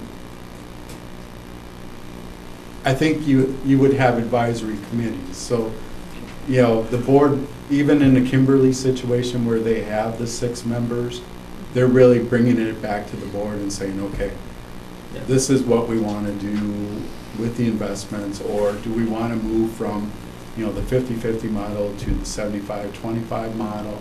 Do we want to suggest changes to the Wisconsin OPEB trust to help our district? Do we want to look at different investments or moving it around? So, and we have all those options available, but really it comes down to a board decision because you're signing really the document that says this is a trust, you're taking on some of that responsibility.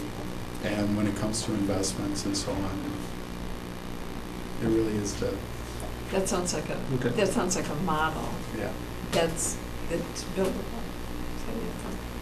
And who would you use as, what kind of expert would you use to help build a trust with that kind of direction? Well, we already have a trust document and a template that our school districts use. It's been reviewed by Davis and Keithall. It's been reviewed by Matt Flannery, and he's changed it a couple times on us, so we keep improving it as he does it. And so it really helps all the districts. And then you'll also have a single advisory agreement with Greystone Consulting. And I noticed in here the investment policy was something that you were looking at. What we do then, Greystone Consulting works with the board to set up what the parameters are and sets up an investment policy. So the investment policy really lays out what are the maximum and minimums in each class of investment categories. And so there's no venturing out by the investment advisor. It's really following exactly what the board has decided. So I think we're helping, at least helping shape my thoughts about this. And I agree with both the Susans over there on this, that we need to simplify it with the board. So what I'm hearing you say and them say too is that this should be a board responsibility. We could probably use our current business services committee, type of committee like that, and have that committee from time to time have a 2 or 3 local, a mixture of financial advisors to give us advice on what we ought to be, direction we ought to be going, and then send our directions of how we want to invest it or change in those investments off to your fund, and you take it from there. Is that what I'm hearing? That does work. You know, our program though is we have these 3 sets of investments, so, and the money market. So it really is just those 3. There's no investment managers out there grabbing, you know, let's say this stock is hot or that stock is hot. It's not one of those kind of situations. So you have a money market, and then you have, what are the other 2? the other ones are index funds. Index, okay, I didn't hear Right. that. That's what Yep. I wanted to hear. And what's the third one? Well, if you would like to see, give you a little more detail on that.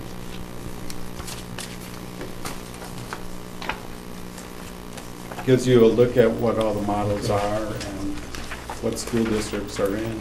I'm finding Thank this you. presentation and everything very useful. I don't know about the rest of the board, but I think it's helped clarifying some things for me. But, and so so we could have, so the decision on which or what mix of those funds is a decision made by us or by you? Usually it's by the board, so the board makes Meaning us or your Yes. board? the school board. The school board makes the initial decision, and that's what we then set the investment policy up as. Mhm. So if you look at page number 8, yes, it shows the investment advisor's role. So Greystone Consulting will come in and work with the school district at probably one of the school board meetings, and that's what we've done in the past for other school districts. And we try to set the financial objectives. We develop that investment policy based on district goals. When are the time horizons? When are some of the payouts? So if you put this $2 million in, are we going to be paying this out to staff right away, or is it a long-term kind of investment? So you really need to know that, and what's the risk tolerance of the board. Then we define that investment strategy, looking at the asset allocation models, the portfolio design, and then also ongoing review. So Greystone will, or BMO Harris will send monthly statements to Jared. We'll send quarterly statements that the board can review of how the performance of the investments, and then an annual summary showing the whole year, because at the annual meeting, you'll need that information. But a lot of times, there's probably like 4 or 5 school districts that Greystone will come to the board and kind of go through the whole annual performance. So reviewing, you know, what changed, gives the board actually some education about where markets are trending and going, and kind of looking at how's it working for the school district itself and their beneficiaries. So the allocation, if we look at page 11, these are the 3 models. The first is the moderately conservative, which focuses 75% on fixed income and about 25% in global equities. That net of fees is, the goal is over history to get about a 3.5% return. Model 2 is more of that 50-50 model, so 50% fixed income, 50% global equities, and that's targeted to get 5% net of fees. And then Model 3 is a little more aggressive, so that's 75% in that equity, global equities, and about 25% in the fixed income. And that's targeted to get like about 6 to 7%. So it shows on the next page and the next 2 pages, Model 2 is that 50-50 model on page 13, and it shows some of the things. So you talked, Dean, about Vanguard. We also use Vanguard in these programs because they are low-cost investment index funds, ETFs. So in that area, a number of them are Vanguards, and what they are is they're following the indexes. So it's not picking McDonald's and Starbucks as your investments, it's following the market. So the S&P 500, that's the Vanguard model, and then the value in big caps and small caps. The global investment group of Morgan Stanley, these stay like this throughout the year unless there's major changes. So then sometimes within the minimum and maximums, so you can see that in the top right corner, the different asset classes, that's what we'll build into the investment policy. So from your direction, if you said it was a 50-50 model, this is how it's going to be set up. So minimally, we would have 20% in the domestic equities, preferred is 35%, the maximum is 40%. So we're not overweighting anything. So we're not moving it around saying, okay, here's an opportunity and here's a, we're trying to keep it very, very spread out and diversified. That's the word I was trying to get. So that's why there's also, there is holding of some cash. There's inflation sensitive because as the markets are changing, it's time to look at that. So as you can see, there's some performance. Am I going too much? No, that's all right. Okay. Please. Okay. And then page 16 really shows some of the returns, but then there's the standard deviation. So the standard deviation on page 16 also shows, where it could go over a period of time. So let's say the moderately conservative, the average return over a 3-year period is 4.4, well, over a 10-year is 4.43, but the standard deviation is 5%. So that means it could go up to 9%, but it also could go down to a negative 1% over that 10 years. So that shows, some of that fluctuation of markets. And then as you get a little more aggressive, that's where there's more deviation. Page 17 shows our accounts within the Wisconsin OPEB Trust. 79% of our accounts are in the moderately aggressive, that 50-50 model. 13% are in the moderately conservative, and 8% are in the aggressive. And then the next page shows that fee structure. So you asked earlier about fees, and do we disclose that?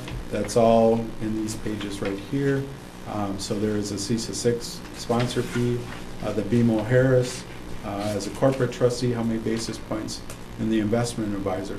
And the cool thing about this is we built this to be economy of scale. So a school district with $20,000 in the program, and we do have a couple, they're getting the same fee structure as somebody with $10 million. So, and as we've been growing, we started out at 1.25%, dropped down to 1.05%. Now we're at 70.73%. So that's, you can see, is the growth. And you can see on the corporate trustee over 100 million, and the investment advisor drops over on the next 100 million. Well, we are currently at 97 million. So we are pretty close at having that next break point for school districts. So that's the cool thing about it.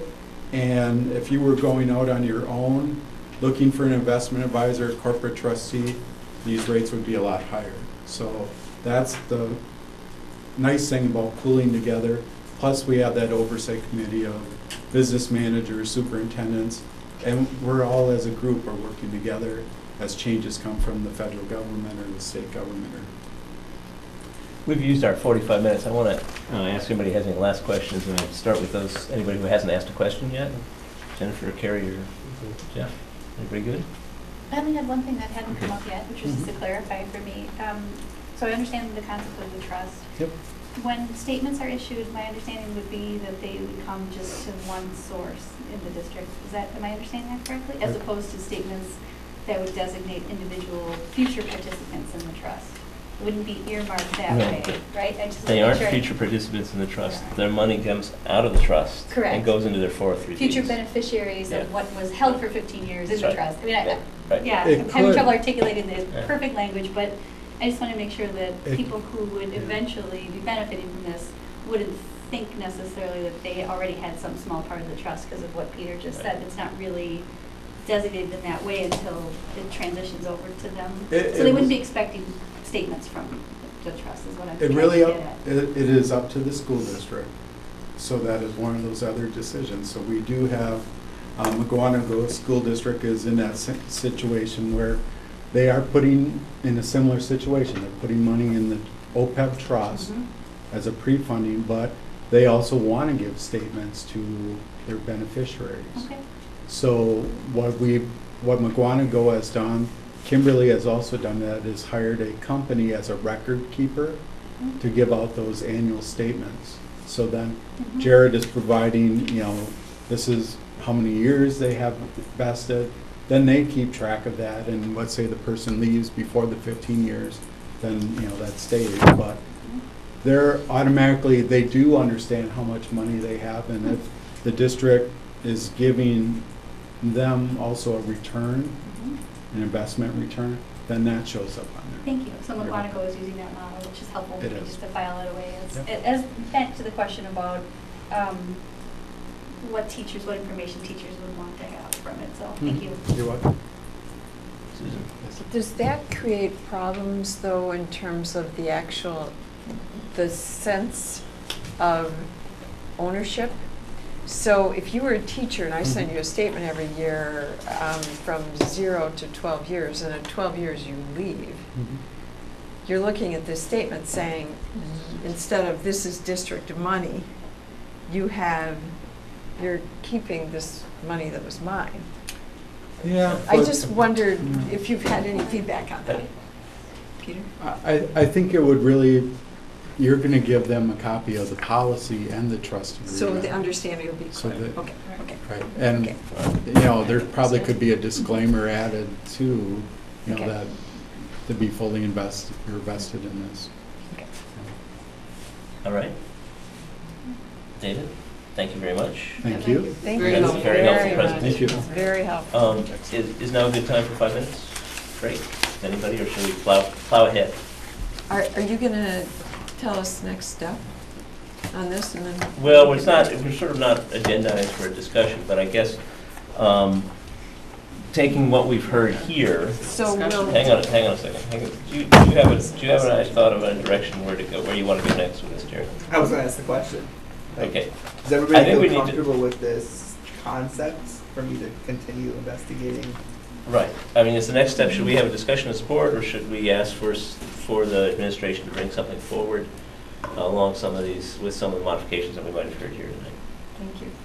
Any thoughts? I would suggest that, similar to the other things we've done, I'm not coming out of the parameters, asking administration to further investigate, just like you did with the trust. You got the trust, you brought it to us, we go, ooh, not exactly what we thought. Bring it, there seem to be some conceptual pieces we have consensus on that we feel comfortable with. And I feel very comfortable having Jared put that together, if that's another job for you. I can bring that to the first meeting in June. Perhaps not for in June, but sometime in the near future. Yeah, I won't hold you the first No. meeting in June. Right. Could you maybe find some districts about our size and the types of funds we're investing and see how they organize and deal with decision makings and their fiduciary responsibilities. All right. Is now a good time for a 5-minute break, or should we wait? This is good. Everybody? Okay, let's take 5 minutes briefly, please. And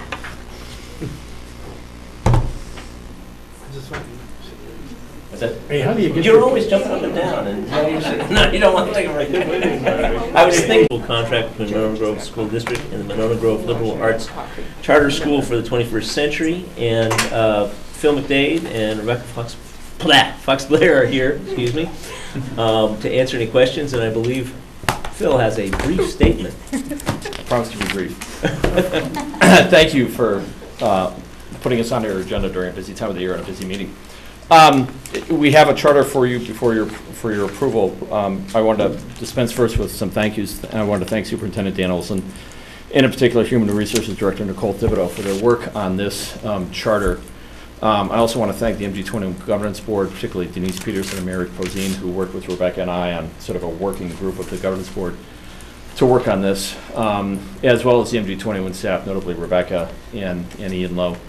I also want to thank Chris Langer, Monona Grove High School Associate Principal, for her work this past year with MG21. This charter is nearly a year in the making. We have worked to enhance the charter from the one we first brought to the MG School Board 5 years ago. We believe this charter strengthens our relationship with our chartering school district and, importantly, will serve the needs of our MG21 students in the coming years. The charter is our contract with the school district and provides us with the operational flexibilities to run our school in a way that best meets the individual needs of all of our students. Just a few highlights of the ways we've utilized this charter. We tailor our curriculum to meet the needs of each student and use a balance of a thematically integrated coursework as well as project-based learning to meet our school's academic goals as well as the state-mandated academic standards. Each senior is required to work on and complete a capstone project which is presented to a panel of teachers as well as others, which represents a portfolio of their work during their MG21 school career. We've also experimented with how we organize our school day, from starting later than other MG schools to utilizing blocks of time for projects and field studies in ways that would be much more difficult in a traditional school. In short, we have utilized our charter to do what Wisconsin set out to do when it authorized charter schools in state law, be laboratories of innovation that provide students with a choice for how they want to pursue their high school education. Finally, we want to thank the Monona Grove School District and this board, should this charter be approved, for their renewed support and faith in our mission and our school. That was brief. Thank you. Rebecca, do you have anything to add? You like those straight to the point statements. Questions? Dean? What's different in the new charter than from the old one? Nothing except that we cleaned it up. The original charter, we didn't. You cleaned it up? We cleaned it up. We approved a dirty charter? We just streamlined the language, and so there was a lot of extra word, description and such in the first charter. We tightened everything up, we streamlined it, and then working with Nicole, she helped kind of make the language more contract worthy and streamlined it that way. And so I feel like it's a really strong document in that our mission is very clear, how we're going to achieve our mission is very clear. A lot of the extra stuff in there has been taken out and it's just been streamlined. But it's basically the same document. Yeah, and I think there's parts of the new charter that sort of coordinate better with both district policy and state charter school law and other state regulations that Nicole in particular was cognizant of that needed updating in the past since 5 years ago. So I think that was a real critical component of Nicole's work in it that we're really appreciative of. Are you expanding numbers of students at all? No. So you're going to be maximized at where? I don't know that it says in the charter, that's not really in the charter language, an actual cap on students. Okay. It just says the ratio will stay at 17 to 1. We're running at about 45 students right now. We have 3 full-time. Earlier you were shooting to cap out no more than 50 at one time. Yeah, but yes. Yeah, under our charter school policy, the maximum would be 51. We have 3 full-time teachers, and we're at a ratio of 17 to 1. And we To be frank, we'd like to be at about 15 to 1. That seems to be a working number that seems to work better for us right now, which is 45 students, and that's roughly where we're about. We have some fluidity to our enrollment during the year, so. But there's not a cap or a target in the No, contract. nothing in the contract. Yeah, that's right. Yeah. That would put that in. Susan? I just want, again, it was kind of Dean's question too, I just wanted to clarify, because I know you guys will talk about it, that basically the background says the modifications are only for clarity and that there are no substantive changes. Right? Correct. Okay, super. And then I just had two quick questions. One was, you talk about your role as an instrumentality versus, and very specifically say you are not a legal entity of the district in here. And I just, let me find that language because I highlighted it. It's on page 5. As a separate legal entity to MG 21, understanding that you have your own board of directors, Yep. That language just threw me a little bit. I just thought. We're in the process of being incorporated as a 501c. C3. Right. Yeah. I don't want to cite laws when there's a lawyer in the room. But you would still be that under the umbrella of the district, right? We're by law, we're an instrumentality. The only way that we can be a charter school for the Monona Grove School District is to be an instrumentality. There are a few specialized charter schools, primarily in the Milwaukee and Racine area, that are known as 2R charter schools that can be authorized by, for instance, the Milwaukee City Council, UW Milwaukee, UW Parkside. I think the Milwaukee County Board can do that. But all other charter schools in Wisconsin can only be set up as an instrumentality. And the primary, I think the main way to think about the instrumentality law is that charter school employees and teachers remain employees of the school district. And that's an important distinction that And I thought you did an excellent job of delineating that. That's why I was a little surprised. Nicole, were you involved? That is a part that we definitely clarified when you first contracted with the governance board. They weren't set up as their own legal entity at that time. Since then, I worked with Rebecca and we worked on articles of incorporation through Wisconsin law under Chapter 181, so they're a non-stock corporation. So they're separate. It's a different corporation. Yeah, it's not just a 501c, it's a separate corporation. Yeah, we're in the process of getting that all set up. Yeah. And part of the purpose of that, I assume, might be when I know you occasionally apply for grants, and that always gets some of the grants, the Absolutely. forms don't work, you don't have and that's the issue you run into, so, okay.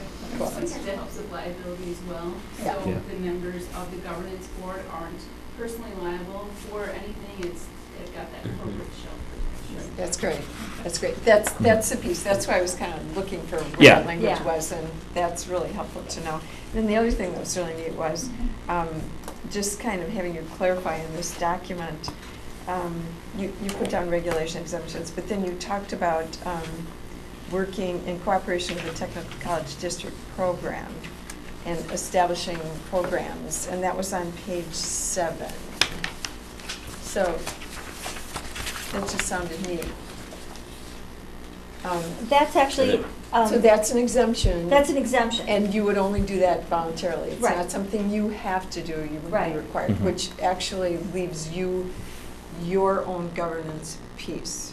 Because Right. before, there was a question about whether or not you had to comply with some of these pieces. Now that you've got it in the contract, it's clear you don't. Mhm. And these are exactly the same exemptions that we have. So we have Great. added nothing. And I know that the board policies are kind of going to be changing, but right now they're cited as the old board policies. And Great. at some point, we may have to go back and amend the contract to reflect new board policies when that is finished. But this is helpful to just make sure it's reiterated, and one of the reasons asking the question is to have it said out loud, because that's a question I get.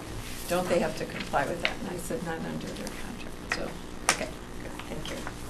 My question is, how does the school district get its return on investment in this laboratory function? How do we get and take advantage of what you've learned?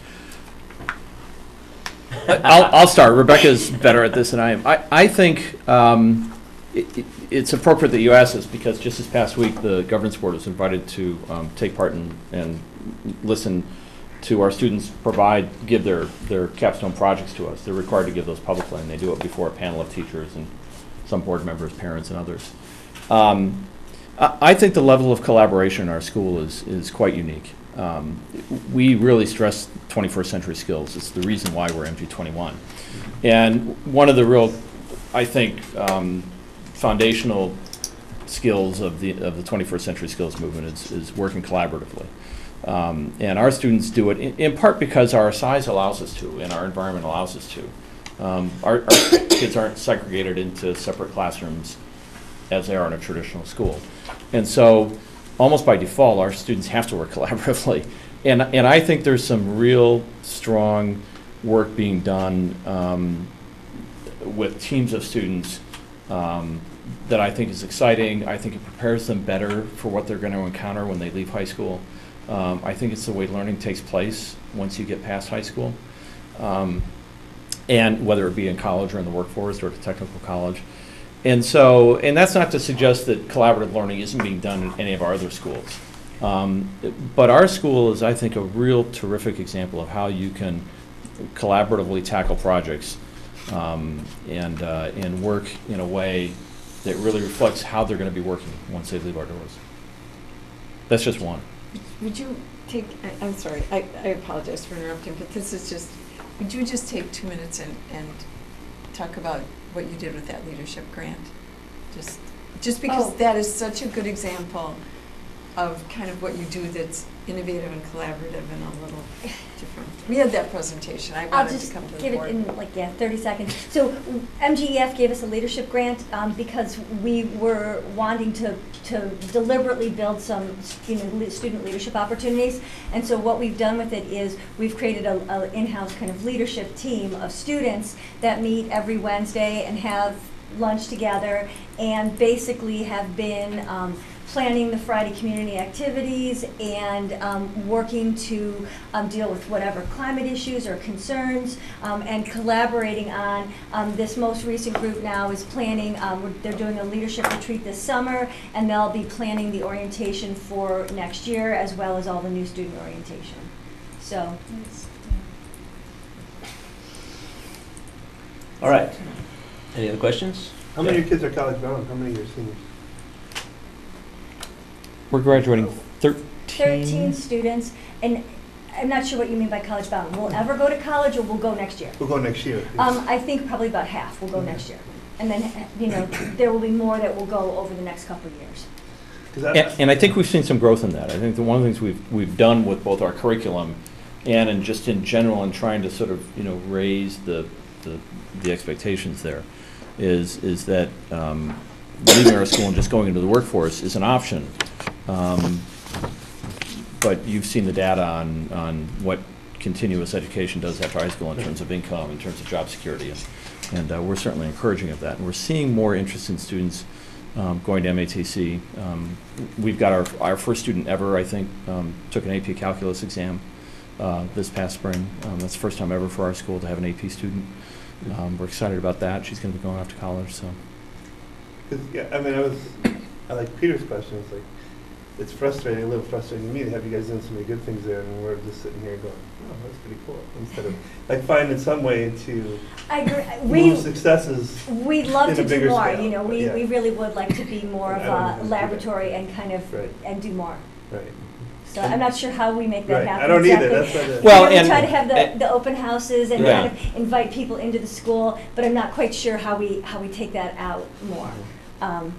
Our doors are open every day. Anybody who wants to come see how we operate, be it principal, teacher, parent, anybody is welcome to our school anytime to come watch us. We're an open door. We'll take.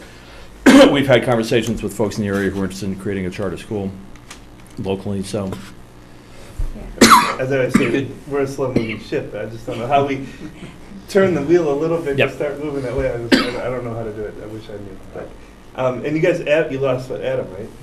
Yeah, we lost Adam. He's moving to Michigan, back to Michigan. His wife took a position with the University of Michigan, Ann Arbor. And, but we have, interviewed a replacement. I love what you guys do. All right. If I could Have a motion for approval of the charter school contract? Is there a second? Jeff, second.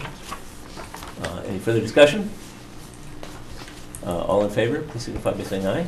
Aye. Opposed? Motion carries. Thank you very much. Thank you, we appreciate it very much. Can we you for always- your work. Peter, can I also request that the minutes reflect it was unanimous approval? Sure. Sometimes it just said, approved, and I Sure. think Thank that's an you. important piece. Next item on the agenda, discussion and possible approval of Director of Curriculum and Instruction job description, which is in your board docs. And Nicole, you want to talk about this, or does anybody have any questions about this item? Dean? How does it differ from the current one? There is no current one. No? No, she brought us one. She brought us Yeah. one. Andrew looked it over. Oh,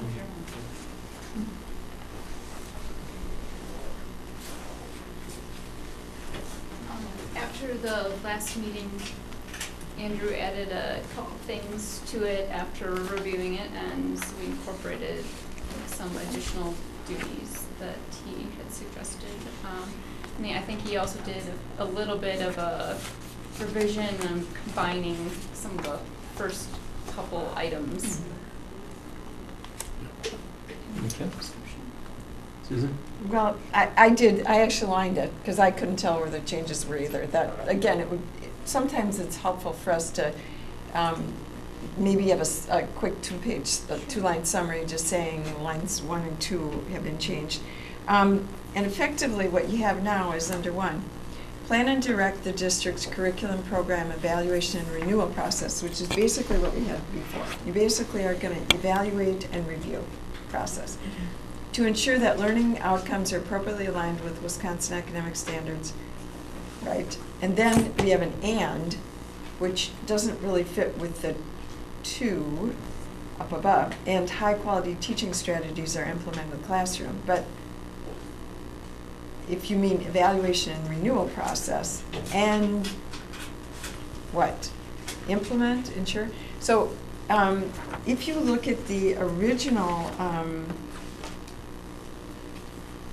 one of the things we talked about was specifically changing 1 from just a review process to planning, review, and implementation. And it's still kind of scattered in there, but it's still, I think, not as clear. And then it only talks about the evaluation and renewal process, not the whole curriculum process. So if you look at the original one, it talks a little bit more about their job goal. This is the language I was kind of looking for. To plan, implement, and manage the curriculum, instruction, and programs for the district to improve student learning. That's kind of what I was looking for. So not only do I hold that person responsible to plan, also to implement, and then to manage. If you want to call that evaluate and review, that's fine. It doesn't matter to me. But that's kind of the sentence I'm looking for. And again, I can find the scatter, but I'm not seeing that focus piece as clearly as I think we had talked about before. So I'm still thinking 1 and 2 is still kind of a lot of words.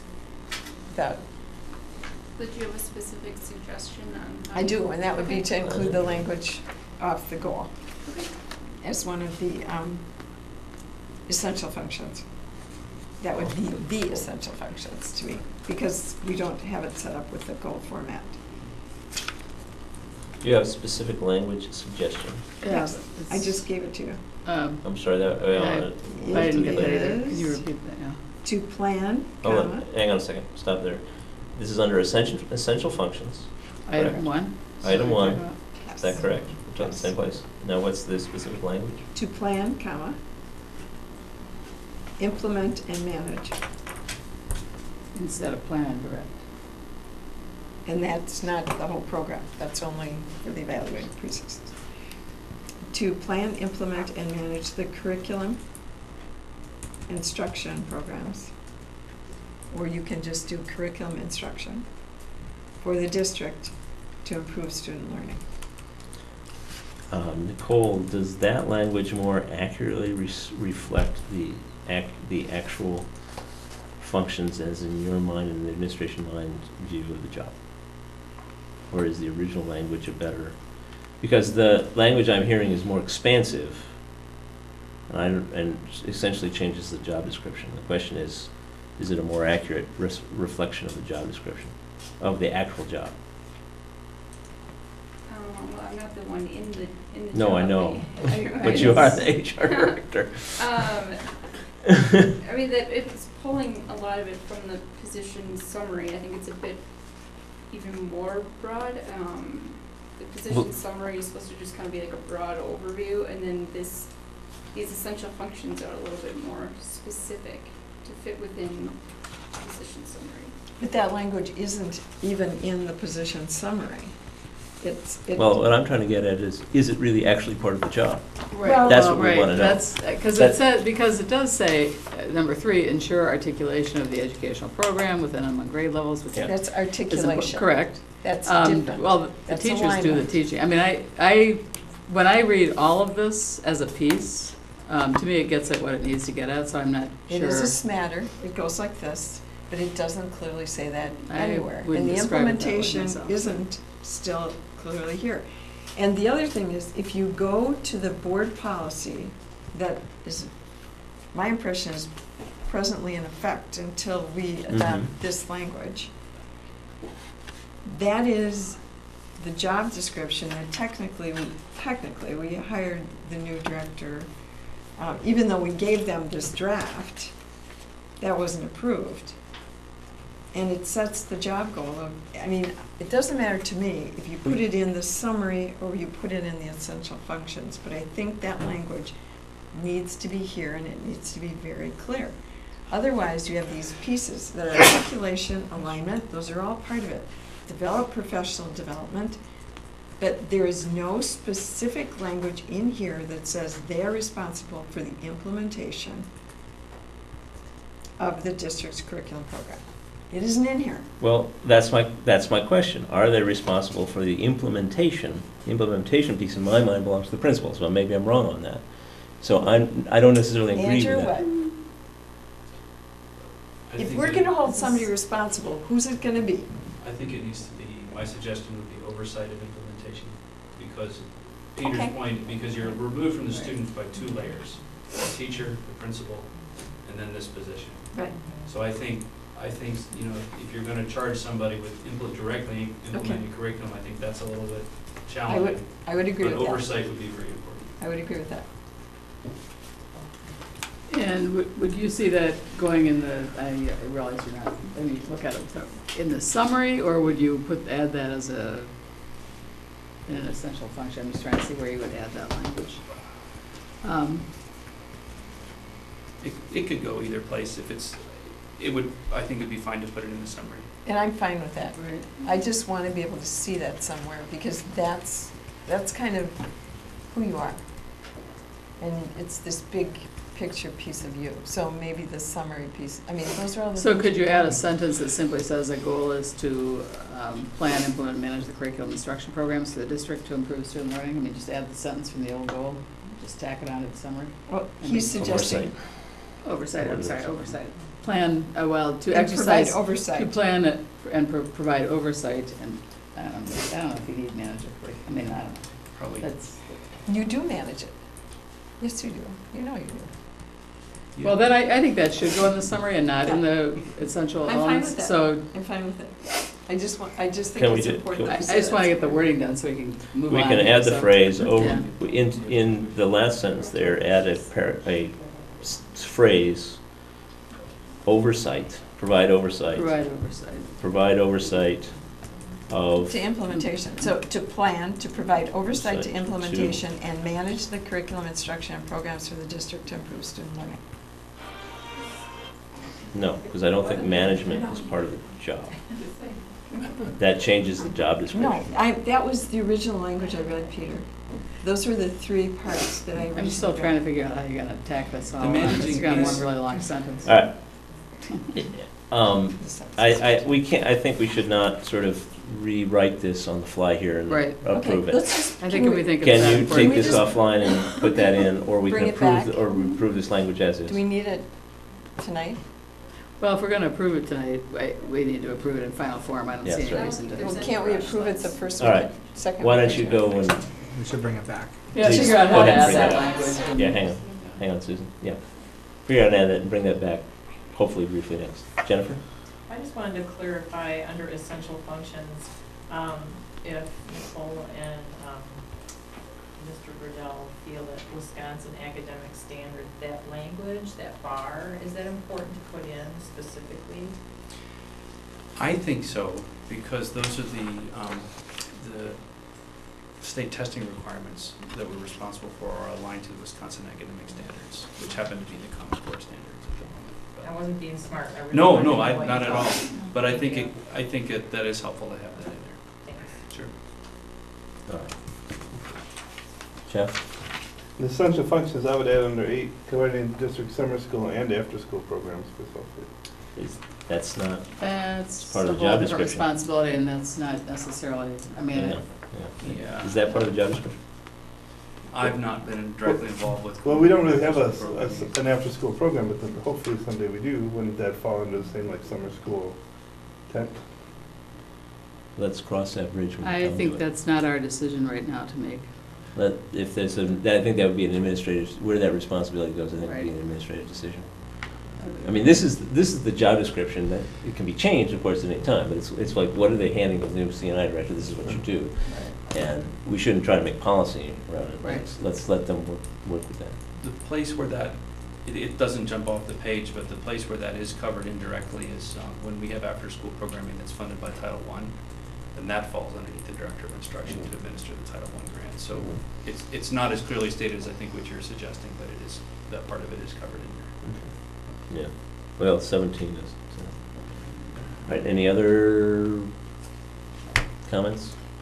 If you could, I have this sentence.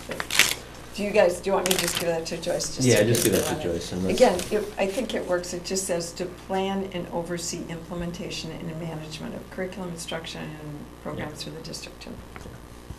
All right, go ahead and stick that in and bring it back for us. Hopefully we can dispose of it in a minute or two next time around. Thank you very much. Item 4, discussion and possible approval of teacher compensation plan. I apologize because I think this should have been agendized as a committee report from the teacher compensation committee instead of just an item, but either way, I'm going to We are going to turn it over to. report it and approve it, I hope. That's right. We are going to report it and approve it, so I'm going to ask Dean to take a lead on this. Okay, here we go.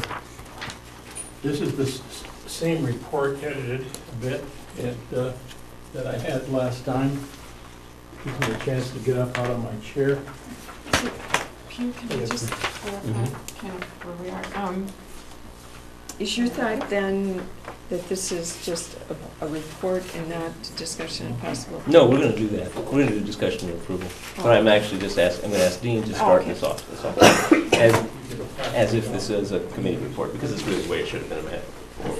But, He's going to do a presentation. yeah, exactly. Exactly. Oh, or his people, or I mean, he's asked people to do compensation. Okay. I won't go through all this in detail because I did it in the report last week, but this does summarize things, and I think that spend some time on it, because I think this is, in my judgment, this committee and the people who participated I think, when do we start, Susan? Was that about October or so of 2013? Is it that long ago? Yeah. Yeah, it was 2013. I don't remember exactly when. But I feel that we plodded along this path. I think we talked about a lot of things. I think we've made very good progress, and we have a pretty good product. I think that this report covers the background of where we started with Act 10, the handbook experience we had, which I think ended up with, an excellent product. and with excellent collaboration. And then I think we proceeded on. And dealt with the post-retirement benefits, of which tonight we dealt with how do we invest them. We came up with a very good business plan, which also had some of those same characteristics: study and leadership, feedback, change, that sort of thing. And then we had a need to reinvent, a need and an opportunity to reinvent teacher collaboration and compensation here. My recollection, I think one of my entries was October 2013. So, and we met typically 1 or 2 times a month over that time. And I served as chair of the committee. I felt that our discussions were often wide-ranging and open, and I felt like a cattle herder at times with trying to keep everything straightened around and everything as we went, because it was pretty open. All of our district administrators participated at one time or another, and often many of them were silent because their topics were not up, but they all had to be integrated, so they chipped in when they had to. Probably the only one that didn't participate much at all is Scott Brown, and he sat in, but his work is just beginning, as I mentioned in here, because he has to now apply the framework and principles of this to the specialist in the coming months. We also recognize again that we engaged a consultant in Verisight that helped us with some types of models that other people were doing, and I think it was from that at least it kind of cemented the idea of a career ladder. And but we focused on goals, and I think we pretty well kept to them. And then at one of our early meetings, I don't know if it was the 3rd or the 5th meeting, we had engagement with the teachers through MGEA, and certainly slowed the decision process. Wouldn't you agree? I agree. And but I think it also gave us a feedback loop and gave us participation, engagement, good questions. And I'd have to say, I don't know, Peter or Susan, whether you would agree, but I think we had 2 big breakthroughs on this, and one of them was the idea of taping the framework that we've been talking through and around and use it as a fundamental checklist type of framework. And I think we had the other framework, the other breakthrough I think came, that was always there, the other breakthrough came, I think, after all of our meetings at the schools and everything, in which we had a lot of people, I would say, speaking out and crying out that they had served a long time in this district, and I may not have a master's degree, and a lot of individual circumstances of dedication to the district, and saying that there's some of those you built some barriers in here of review and standards that are new, but what about us? And I think we're going to try to address that. Breakthrough came, I think, at the last meeting, or the next to last meeting, if I'm not correct, that it was simply suggested, why don't we have a transition plan and deal with many of those cases. We don't know if we can with all, but deal with many of those cases as best we can, and with modifications and amendments to this in the short term that will address it.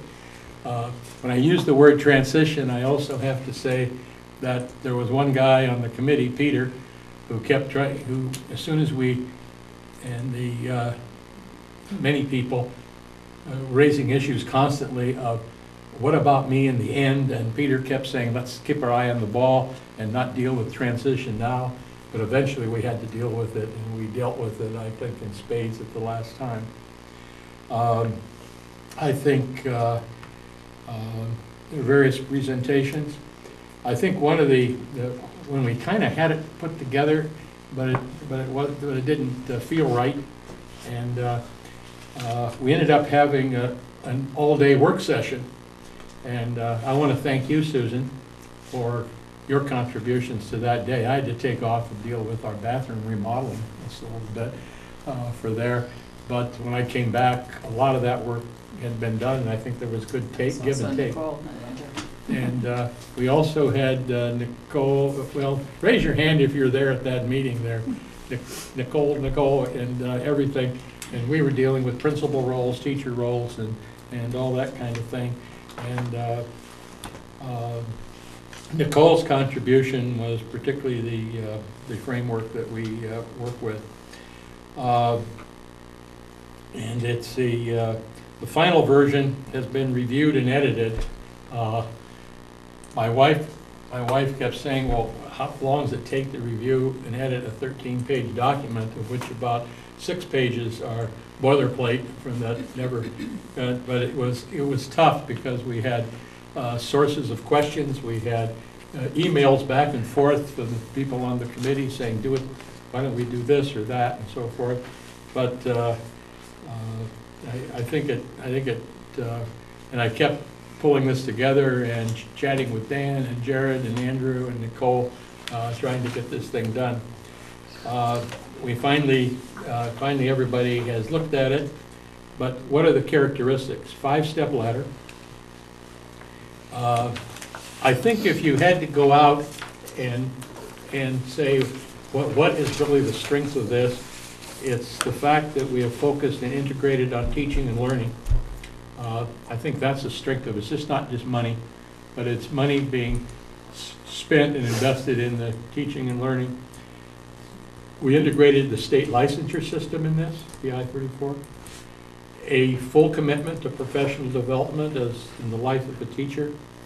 The integration of the teacher effectiveness program and addresses the goals of continuous improvement all the way through, not particularly for teacher development. It reward both teaching, and I think early on we adopted the idea that teacher leadership in the instructional sphere is vital, and the research tends to back that up. And we've integrated that, and I think it's a framework to encourage coaching, mentoring, collaboration, and team building, and supports our mission of teaching and learning. Those, whatever they were, about 7 or 8 items, I don't know, Susan and Peter, I think you've looked through this, and you certainly haven't taken any of them out. Personally, I feel very proud of the work of the committee on this line. Some highlights: teachers will no longer be rewarded solely on years of service and credits, but through professional development, teaching, and leadership. Its plan is also as a commitment that every teacher have an ongoing professional development program, that the school district will pre-approve and reimburse teachers for all externally offered degrees and credit programs, and be partially reimbursed by 50%. And we will probably encourage more in-house professional development that would focus on our needs. I hope that Jared, that we can take back a need that we've talked about for 2 years since this building was built, that we ought to be finding ways to offer it either with our own staff or through university or other types of things which may involve CEU or credits. I think that grows out of here.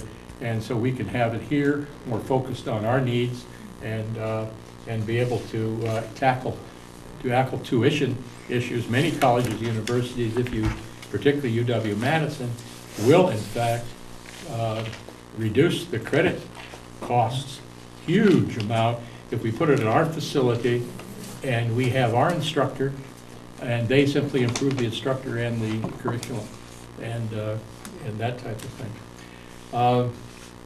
We'll offer a system that should track and retain.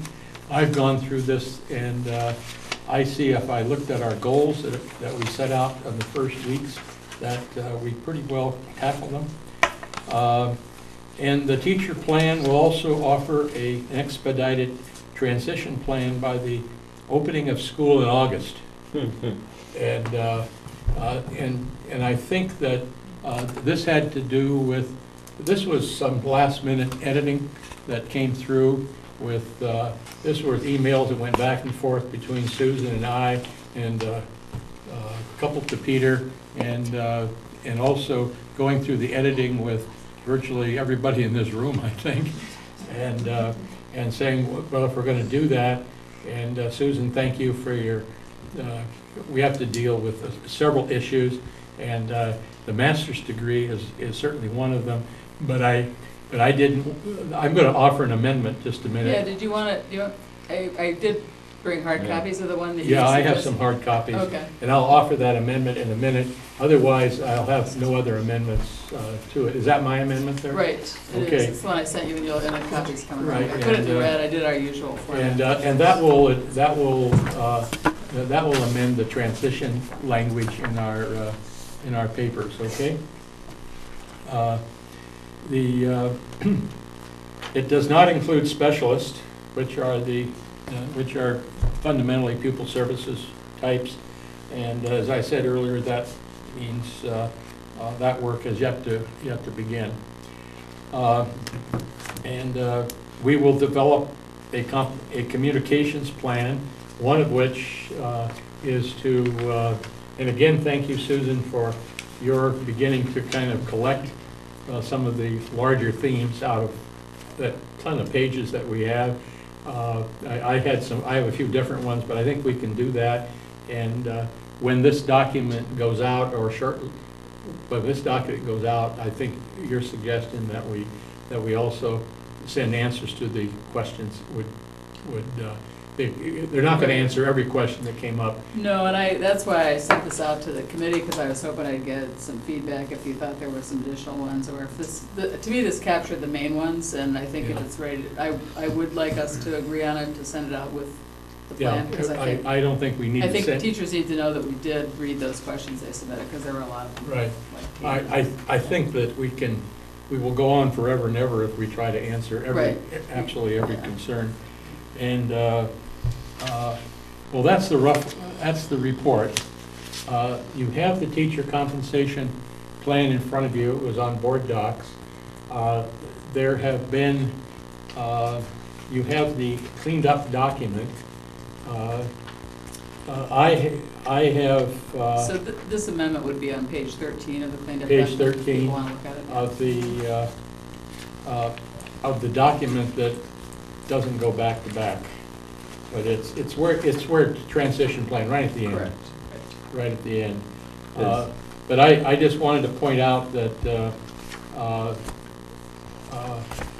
this document has been reviewed by other members of the committee, the editing, Peter, Nicole, Jared, and I think, I don't know how much you talked with Dan, but on a couple of critical points, I did talk to him, and I also sat down and I met with Janice, and I met with Nicole North Hester, and so I just wanted to make sure that there were no surprise concepts or language in there and that sort of thing. So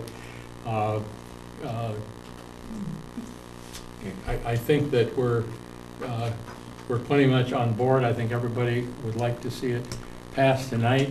And if you, the one amendment that, so I will ask, how do you want me to ask that this be, have some? Well, can I have one question first? Sure. Before we get to the amendment? And this came up when I was talking to Dan earlier today. The teacher leader positions, there's now a range, and there wasn't originally, and I didn't know where that came from, and I didn't know if he had a chance to ask you about it, whether that was thinking that there may be future leader positions, and that's why I wanted to arrange here. Okay, perfect. That makes sense to me. Well, I think it was wasn't it also? Because that was outside of the committee that happened, right? We weren't sure about the funding too. There's funding, there's potential future, and not all of them are necessarily the same. Right, that made sense to me. I just wanted to, I just hadn't seen it until I saw this final copy. I thought, okay. So if there's Hang on. My first question will be, Is there any objection to just including the draft language of this proposed amendment in the plan as part of the presentation, since we all have this in front of us? It's not, my only concern, I mentioned this to Dean, was I actually added a week, Dean, you had suggested August 15th, and I made it August 21st, just because that's still before the school year, and it gives us another week. Sure. Because my only concern was, you're going to be gone a couple weeks in June, I know I'm going to be gone a couple weeks in July, I'll have phone access, though, and I didn't know what the administrators' schedules are like in the summer. I have no objection. I'm hoping we're not pushing, but I guess I felt like, because at the last meeting, I had made the statement, I really wanted this done before I left this year. Well, that became clear that can't happen. Can I make a suggestion? So given that, I kind of like the idea of putting this in here. Can I make a suggestion? There's kind of redundance in here. It says first it will develop a transition plan by the beginning of the 2015-16 school year, and then at the bottom it says August 25th. That's 21st. crossed out. Redundant, it says a specific. Yeah, Hang on. there's strikeout language there. Well, No, I'm sorry, it's not struck out. Oh, you're right, it should be. Yes, It's thank you. not- Hang on, I'm sorry. Hang on, Susan, please. So if you just strike out, Strike that. if you just strike out the last sentence, Right. then it's due by the beginning of the Yeah, it's because I 2015-16 copied school the year. sentence Why twice. didn't- And I think that's adequate. Could I pass out Oh, my, I see what you're saying. Yeah. Susan? Yeah. I don't know how much of this page. You want all of this page amended? Yes. Right, actually, I see what you're saying, Peter, so we could strike the very last The sentence and sentence, get rid of that August date, and it and works just fine. say beginning of the school year, so then if it bleeds into August 25th, it's. That's right. That's perfect. Exactly. Does this say, I does agree this with say you, the that's same fine. thing I did, didn't it? Yes, this is exactly your words, Dean, except now we just Say talked about 21st. striking the That's last. fine with me. So Yeah, but point now we of, just talked about point striking. of order, we need to do this as an amendment, so we can have discussion on it as an amendment, Well- because then we can clarify the language. You can make your amendments, and I can make the one In I that want. case, we Hang have to on a have a second. motion to accept the document That's first. fine, we That's can do right. that way. That's why I We'll asked get if there's any copy objection. just so- Oh, you didn't get a copy? It's right here, they didn't get No, around. That's fine, Oh, they just didn't. so Dean. we get it in the right draft form. Right. Okay, we haven't had an Well, amendment. you could- If there's an extra one there, you That's can have fine. it out. There you go. I was just trying to expedite by throwing this, by putting this Sorry. in, which is No, fine. that's fine. Okay, first we need an amendment to, first we need a motion to approve the teacher compensation plan as presented. I so move. Is there a second? Second. Okay, it's been moved and seconded. Discussion, and first, somebody wants to move this amendment? Would somebody move as presented? But how about we have, That can be the Yeah, first part. doesn't matter. That can be the Um, first discussion, yeah. Let's Sure, just get it off the I'll page. move to amend the plan according to the amendment presented Yeah. tonight. Is there a second for that? I'll second it. That's amending the whole transition paragraph. That's Right, it's just amending the paragraph, and it's adding in that the plan, basically, most substantive change here is adding in that it'll be done by the start of the school year instead of over the next Is school it- year. And I also want to point out, where did I put that? Oh, it's not in here. And striking the last sentence. Oh, where it says, yeah, where do we have the implementation piece? Okay, plan shall be developed for full implementation. We just left that out. We said the transition plan would be ready by the 2015-16 school year. And then Dean added these questions, which I think is kind of helpful because it shows the kinds of things that might be talked about in this plan, the Mhm. bullet points. And we could strike that last sentence because it is kind of redundant and it just gives the date of August 21st. So when I say as presented, it's with that struck, because we just suggested I striking it. accept the amendment because it captures everything I want. And then it takes out when it would actually be implemented, but that way, if it is That's done not by part the of the beginning of the plan. year, we might be able to start implementing it next, moving people forward, depending on how it The works. implementation schedule will be part of the Correct. plan. Right, so it's good to leave that date out of there, I think, that's fine. Okay, and Unless it creates angst among teachers because they don't know when it's going to be. any more discussion on the amendment? Talk about it. Susan? Well, and I'm just throwing this out, I don't feel strongly about it. I like having a date. If you go over, nobody's gonna be on your case, but at least they know, as the teachers come into the building in the fall, they know that you're there, you've been working on it all summer, and you're trying to make it ready for them at that point. At the beginning of the school year, then you. Well, that's a date. I like a date. So I would just Don't we take have one? August 21st, 2015, and, I don't care, we can stay in there. we'll If you have the 21st, we can finish it on the 15th. Right. if you're late, nobody's gonna, Or yeah, but at least. All right, let's- we have a let's just motion, we have a motion to Amend the amendment. amend the amendment by adding in the date August 25th. or 21st or 25th? I'm just following what's down here. 21st, I said 21st was what's written here, and that was just because I think in-services start like Okay. next week Well, or this, something, so. right, 21st 25th. seemed like a good, it's a Friday. Seems like a 25th. good date. Is there a second on the amendment? I'll second it. Okay. Is there discussion on the amendment to the amendment? All in favor? Sounds okay to me. Signify by saying aye. Aye. Motion carries. Any further discussion on the amendment? All in favor of the amendment? Aye. Signify by Aye. saying I aye. thought we just voted on it. No, we didn't. You amended on the amendment to the amendment. Now you're voting on the amendment. I'm all for it. Discussion on the main motion, which is the teacher compensation plan itself. Susan? On page 11, and I'd actually talked to Dean about this, and he had said they were going to fix it. It probably just in all the other stuff you were doing got missed. But annual stipend for district-approved advanced degrees.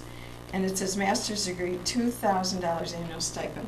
Several people in the teacher listening session specifically thought that meant every year, annual stipend. So every year I get a master's degree, then you're up. So somehow, maybe you want to say annual stipend upon completion? Do you have the Can I language read, there? well, in my draft comments, because that was a question that came up from the Yes, teachers, so yes. I You said did you were gonna prepare fix this document, this draft document.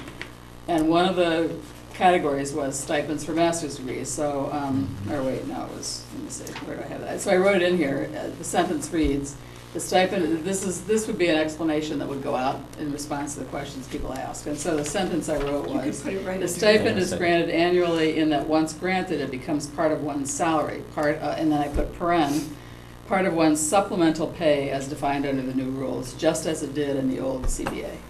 So in other words, it becomes, you get it annually in that it gets added to your salary and you keep getting it every year. You don't get another one added on and another one and another one. But it took a sentence to explain it, I think. I don't know if there's a clear way to say it in here, and I think as long as this goes out with it. If I could comment on this subject, we already have stipends in our plan for various things, correct? I mean, Right. in our right, and there's no, I mean, people know what that means, which is. But teachers they did ask that question a lot. Do I only get it once? Do I get, like, in other words, is it really is it a bonus, a one-time stipend bonus? Or is it a stipend that gets added? Annual When it says annual. Annual yeah, I got stipend it. means every year Annual you get means every $2,000. year. Right, it does, but that's why I added this clarifying sentence in this document. I don't think it needs to be In in that here. explanation. I think it's Okay. fine, yeah. So what about just adding one-time annual stipend in Because that's front? going to confuse people. They're going Or- to think they only get it once. Because of one-time. It is annual. It is It is annual. They annual. get it, It's they get every it year. continually. Okay. Their salary goes up by that amount Right. every You year. specifically told me it was only once, so that's why I was asking for the. Well, like, for clarification. example, if they have a base wage of 38,000, then they get their master's, it's gonna go to 40, but the following year, we don't go back down to 38, that 40,000 Stays 40. stays. Right, but it Plus doesn't go to 42 the No, next it year, does it not go to doesn't go 42. to You don't get it 44. every year. You So get So it, it's, yeah. you get it once. You get it No. you get And it $2,000. stays Permanently you- affects your salary. Absolutely, but there has to be a way that you say, this Right is a here. one-time, but that's, okay, then you put the sentence underneath this piece. I don't I don't think you need it. To be honest, It's not Susan, clear, it was a question that came up in every listening session. To be honest, I think your language makes it less clear.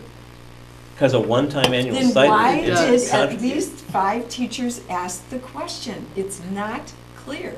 I don't care if I I can don't- read it clearly and you can What explain page is it. that on? A one-time page annual stipend means that you 11. get $2,000 for It 1 means I year. get it every year annually. You can't, No. and I'm gonna come contractually and hold you to Okay. it. All right. It can Do say you- one-time annual stipend, or it can say annual stipend upon completion, because then when you get your master's, you get it when you get it. Well, I hope I did I contribute to No. to that? No, you had it right. Okay, I'm It's your- sorry. Make a motion if you want to change the language. I would like to make a motion that the language on page 11, where it says master's degree, 2,000 annual stipend, says 2,000 annual stipend upon completion, and the exact same language be added to the doctorate degree as well. Wait, say it again, you wanted to say what? Annual stipend upon completion. That means you get it once when you complete your work. Isn't that when you get That it? does not clarify it. No. I'm sorry, wait, hang on. Okay, don't second She's it, made, let it she's fail. made the motion. Okay. Is there a second for the motion? Good. not hearing a second for the motion. I'm fine with that. Okay. I'm just looking for language. that- Okay, we've got it. We know what you're looking for, and, you know, we've You we've said gone you're the gonna process. fix it.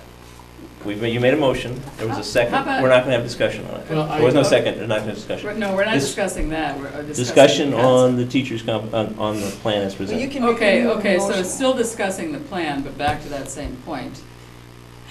I might have just lost it. I had a thought here, I think. You could say annual stipend, and then in parentheses, becomes permanent part of salary I- or something. I just don't think it's necessary. Right. I just think it's better to, some of the things, you can't explain everything in here, which is why we prepared A motion that's substantially similar to a prior motion that we didn't act on is out of order. Well, no, I'm discussing our Okay. our initial motion, because the motion was to approve the plan. So Right. I'm still discussing, do we want to approve the plan as worded, or do Right. we want to think of additional wording, not what she just Well- suggested?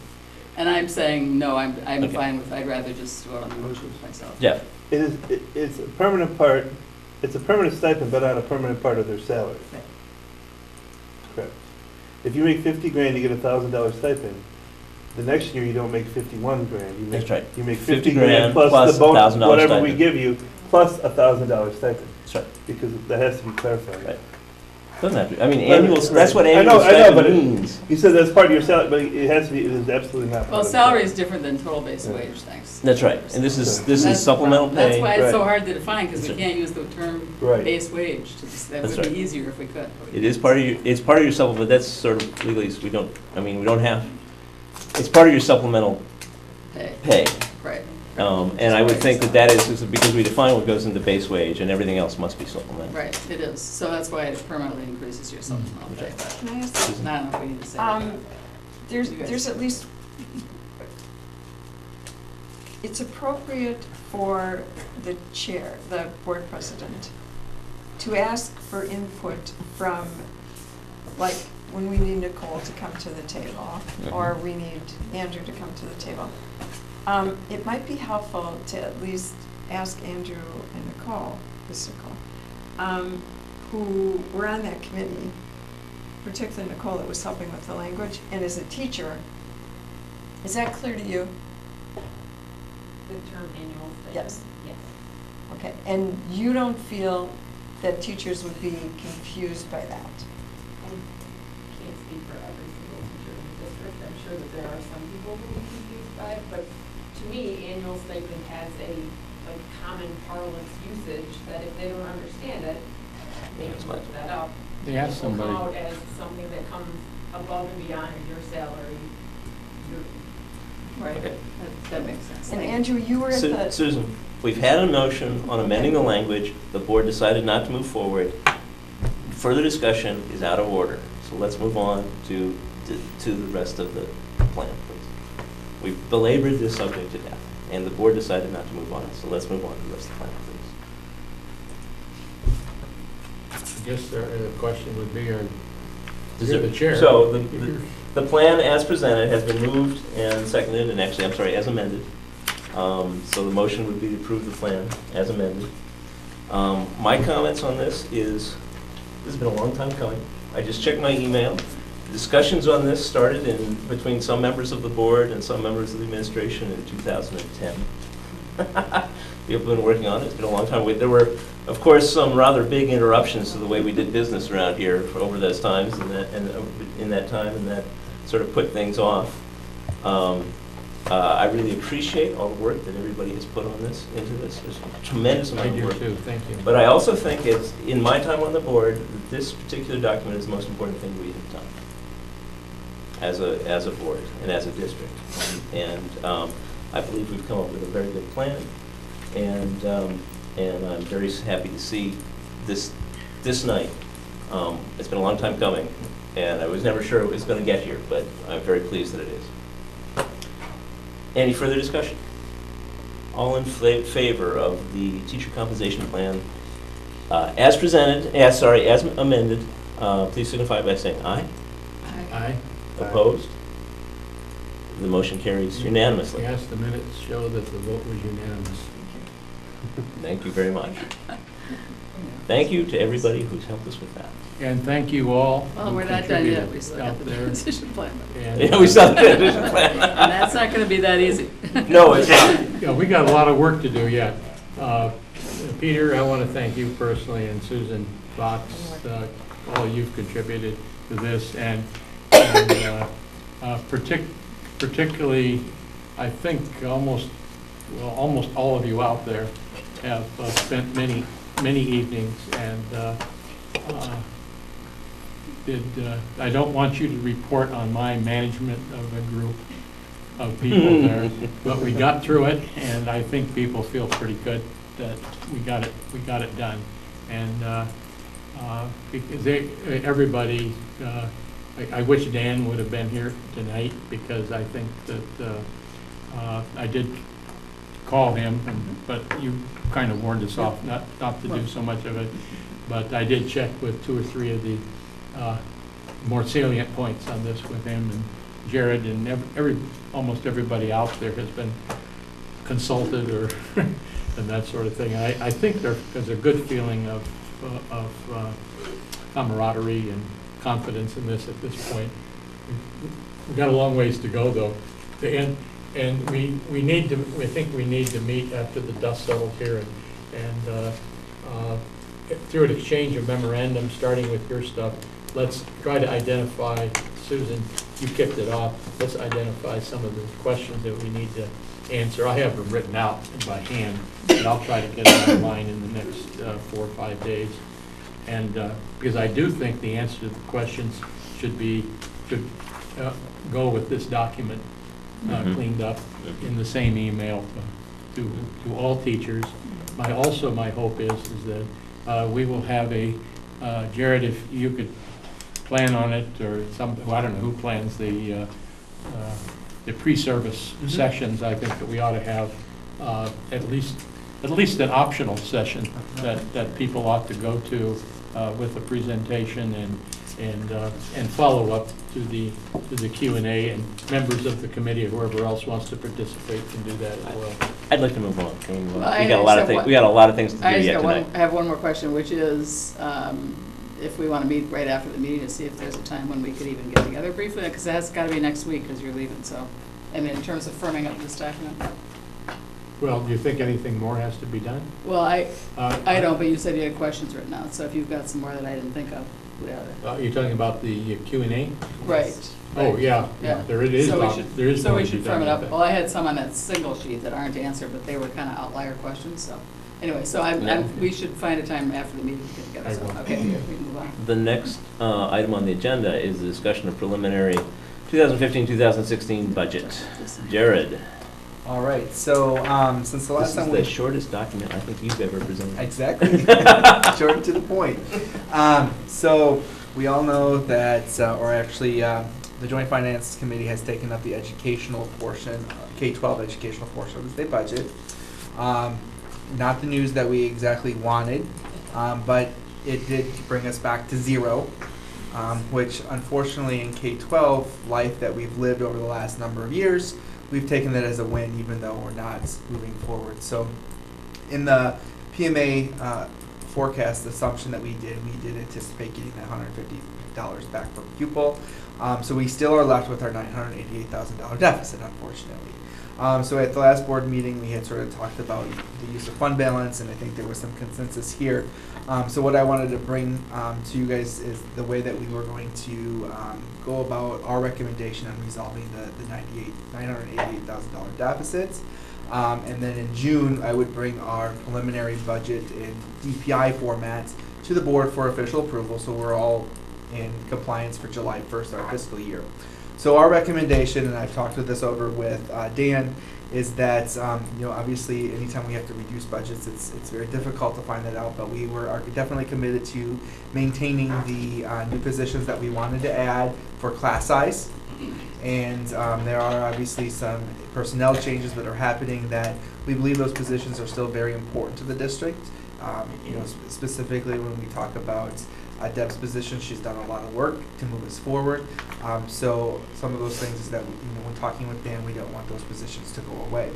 So what we're looking at doing is a reduction of about $150,000 in the capital budget, project's budget, and we're asking for that to be a 1 year only, because obviously one of the things that we take great pride in is the way our buildings look. In order to continue that, we have to be committed to funding that. However, we believe that where the long-range facility plan is, and potentially with going to referendum, this would be an opportunity for us to scale back on that capital budget for 1 year and take a look at all the recommendations that are coming forth and how do we want to address those moving forward. And especially, you know, when we look at this deficit, this is just solving it for 1 year. Dan and I are very committed to that. You know what? If we're not going to see increase in funding for schools, that we have to go to referendum.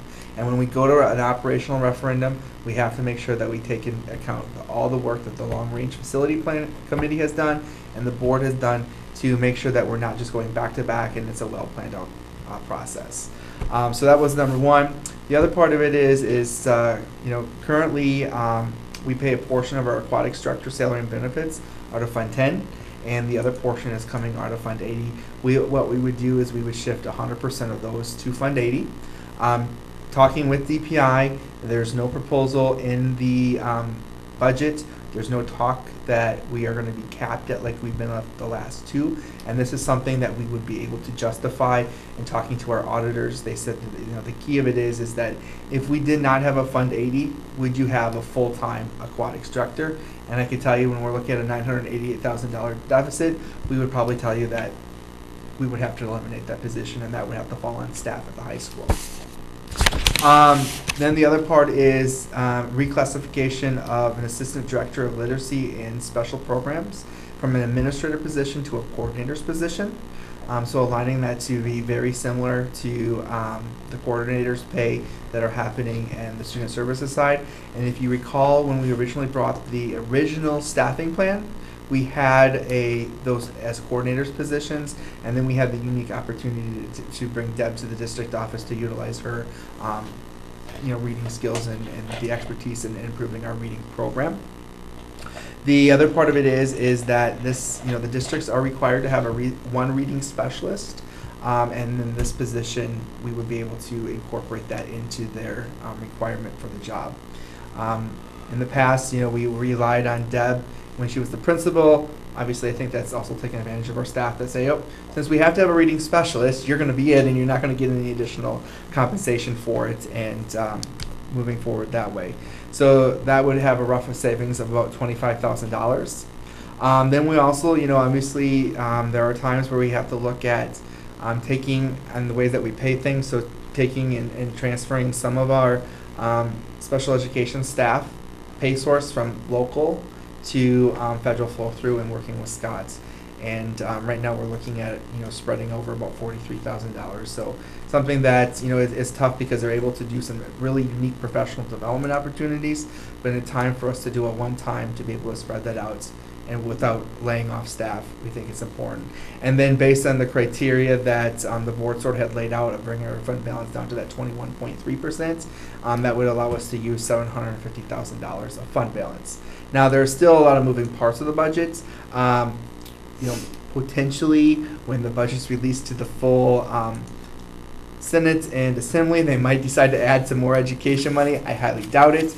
The other part of it is that, you know, depending on where we are with the long-range facilities and where there's space at, you know, we might have to look at potentially adding a few more open enrollments at the high school, or maybe if, you know, we have a class size goal that's 20 and we have classes at 19 and we know our enrollment's pretty solid there, maybe we take one or two here. It's not something that we're going to move forward with. We put it there as a potential, something that we didn't want to all of a sudden come back in August and say this is what we would like to do, and it's a surprise to the board. This is obviously, if it was a priority for us, we would have moved it up here, but if it's a way that we can potentially add, you know, a couple more $1,000 that we can lower our fund balance, especially if we know that, say for example, it's in the kindergarten classes, and we have a sort of a long-range plan that by the time they get to the middle school, it would be incorporated in. Or the other part of it is looking at the high school side of it and seeing where, you know, are we able to incorporate some more open enrollees. If you remember our open enrollments report,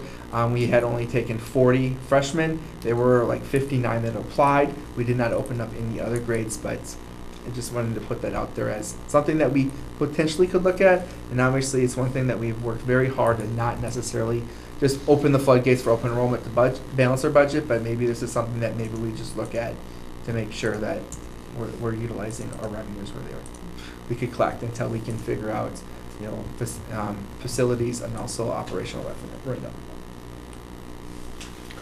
Questions, Dean? Oh, okay. Are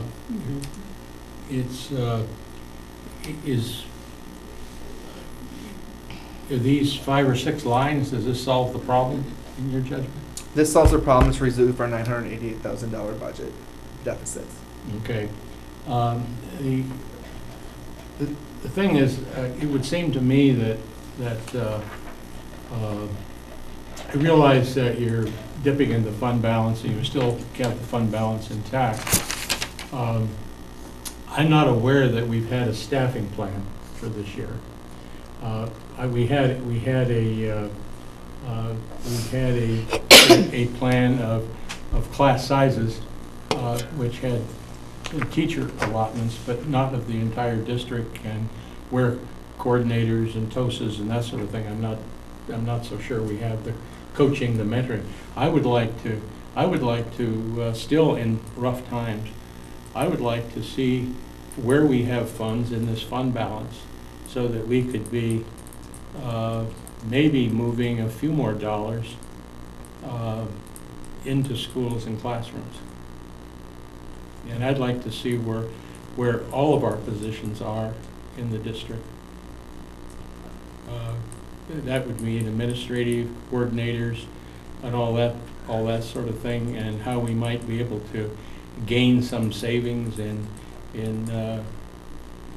some of that area, because I think that at least my goal is more focused on the teaching and learning aspects of it rather than only following the budget. I'd like to deliver more resources closer to teachers and kids. Do you have a specific suggestion of what you'd like to see? No, I'd like to see what the current staffing plan is of the whole district and see it all. I don't have any specific targets or anything like that, but I would like to see it. And you know, I think if we're in this kind of budget with $1 million deficit, 900 and something is close. Yep. And close for horseshoes anyway. And I would like to see a whole staffing plan, and if our focus is going to be on teaching and learning, and I think we have to look at that much more carefully. So you're asking for documentation of all of the, not just where the all of teachers, our but positions where all of are. our positions I'd like are. to see Just a where summary. Is that and expenditures. Part of my preliminary budget. Okay. And I'd also like to see where discretionary funds lie that can be used in federal special education, or where the assigned pots of money are that are discretionary for programs and anything else that are at the discretion to be used from time to time. And what about our various contracts and that sort of thing? You know, I'm not suggesting we go after all of them, but I think we ought to know where some of these are. You know, and it's amazing what you can find if you do that. I went through the Reagan Dreyfus deficit and budget at DPI, and out of an 800-person department, I had to lay off 10% of the people. But we found that we would have had a lot more had we not taken a look at where all of the pots of money are, and not just the low-hanging fruit. That's what I'm talking about. I just like to see where it is. Okay. You just asked for an awful lot, I think, but we should. No, take a look at no, it. it's not an awful lot. Well, and we might want to discuss that if that's what, if we all want to see it, because that is a lot of information put together, and I'm not sure how that works. I mean, So we probably, but before we do that though, my question was, if we're gonna cut $150,000 out of the cap budget, you know, even though I know we say we're doing it for a year, but there's no such thing as really doing it for a year, in that what it is defer maintenance. So I guess I'd like to know what isn't gonna get done this year that would have gotten done, and is that something we can put off before, you know, because this is a discussion. I know we're not taking action tonight, but could we hear some explanation of how we cut $150,000? Before you answer that, can I ask a question? Just point out that our next agenda item is the capital budget. And right, but that's already been cut out of here, right? I know, but at that time, we can have a discussion of what's been taken out. Oh, that's true. I don't think care what we have, I just want to have Yeah, it. no, I'm just saying that that's probably the best place. Yeah, that's fine. That's probably the best place to have the discussion, That's because we'll fine. do all at once, rather, because we'll revisit all these issues twice. Well, I think part of, to Dean's point, if we're not going to accept all of the things on here, we might have to look at other things. Yeah. And I do think we need to discuss what, as a board, if we really, what does that mean, we want to look at all the contracts? I mean, I don't know how much I don't know detail what we that really, means. I think we need to do a thumbs up next time, rather than have one board member make a request if we're not all in agreement. And if we are, good, but if we're not. Let's start with, I think a reasonable, let's start to look at the total staff. Yeah, I think that's a good place to I start. think that's fine. And I What think the total staff thing, plan. Let's take a look at that. And I'd like to see all of our ongoing contracts too. What do you mean by an ongoing contract? Well, we heard a little bit about buses. I'm not suggesting buses is one of them. Copy but- machines, but postage, we have, all that stuff, is that but what we you have? have, don't we have money sitting aside to fund Well, I mean, projects, and there are discretionary funds in all the accounts, are there not? Well, What is I that? would be, to be very honest with you, I wish we had more discretionary funds to make my life much easier. However, there's obviously, part of our zero-based budgeting was to try to utilize any of those out there. But we can definitely, we have an HVAC contract, those type of contracts that we have ongoing, a security contract and things like that we can definitely, I can put Well, together. I'm a saying list. if you're trying to find $1 million, I think we need to be able to see a lot of the budget categories and find out which ones are there or not. Sure.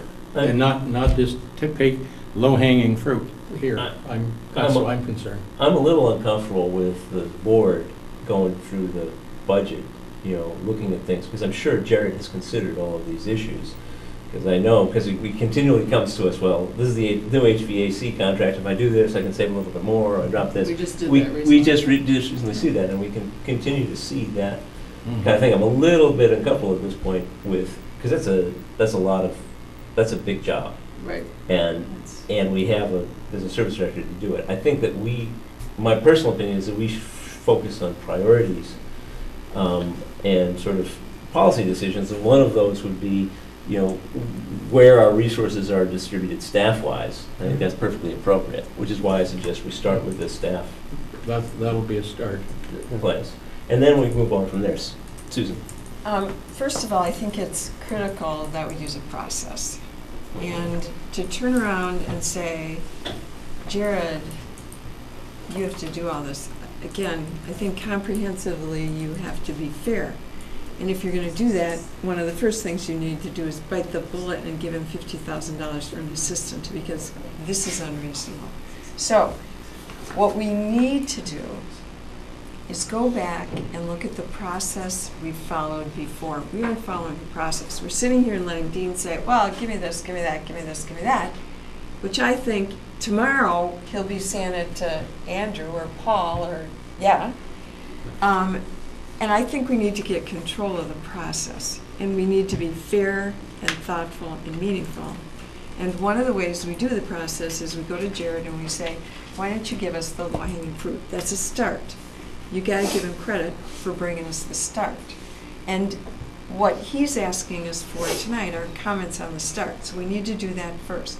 I'd like to see us be able to get, and I don't think you can assume that $750,000 is just okay to take out of the fund balance. I'd like to see us reduce that if possible.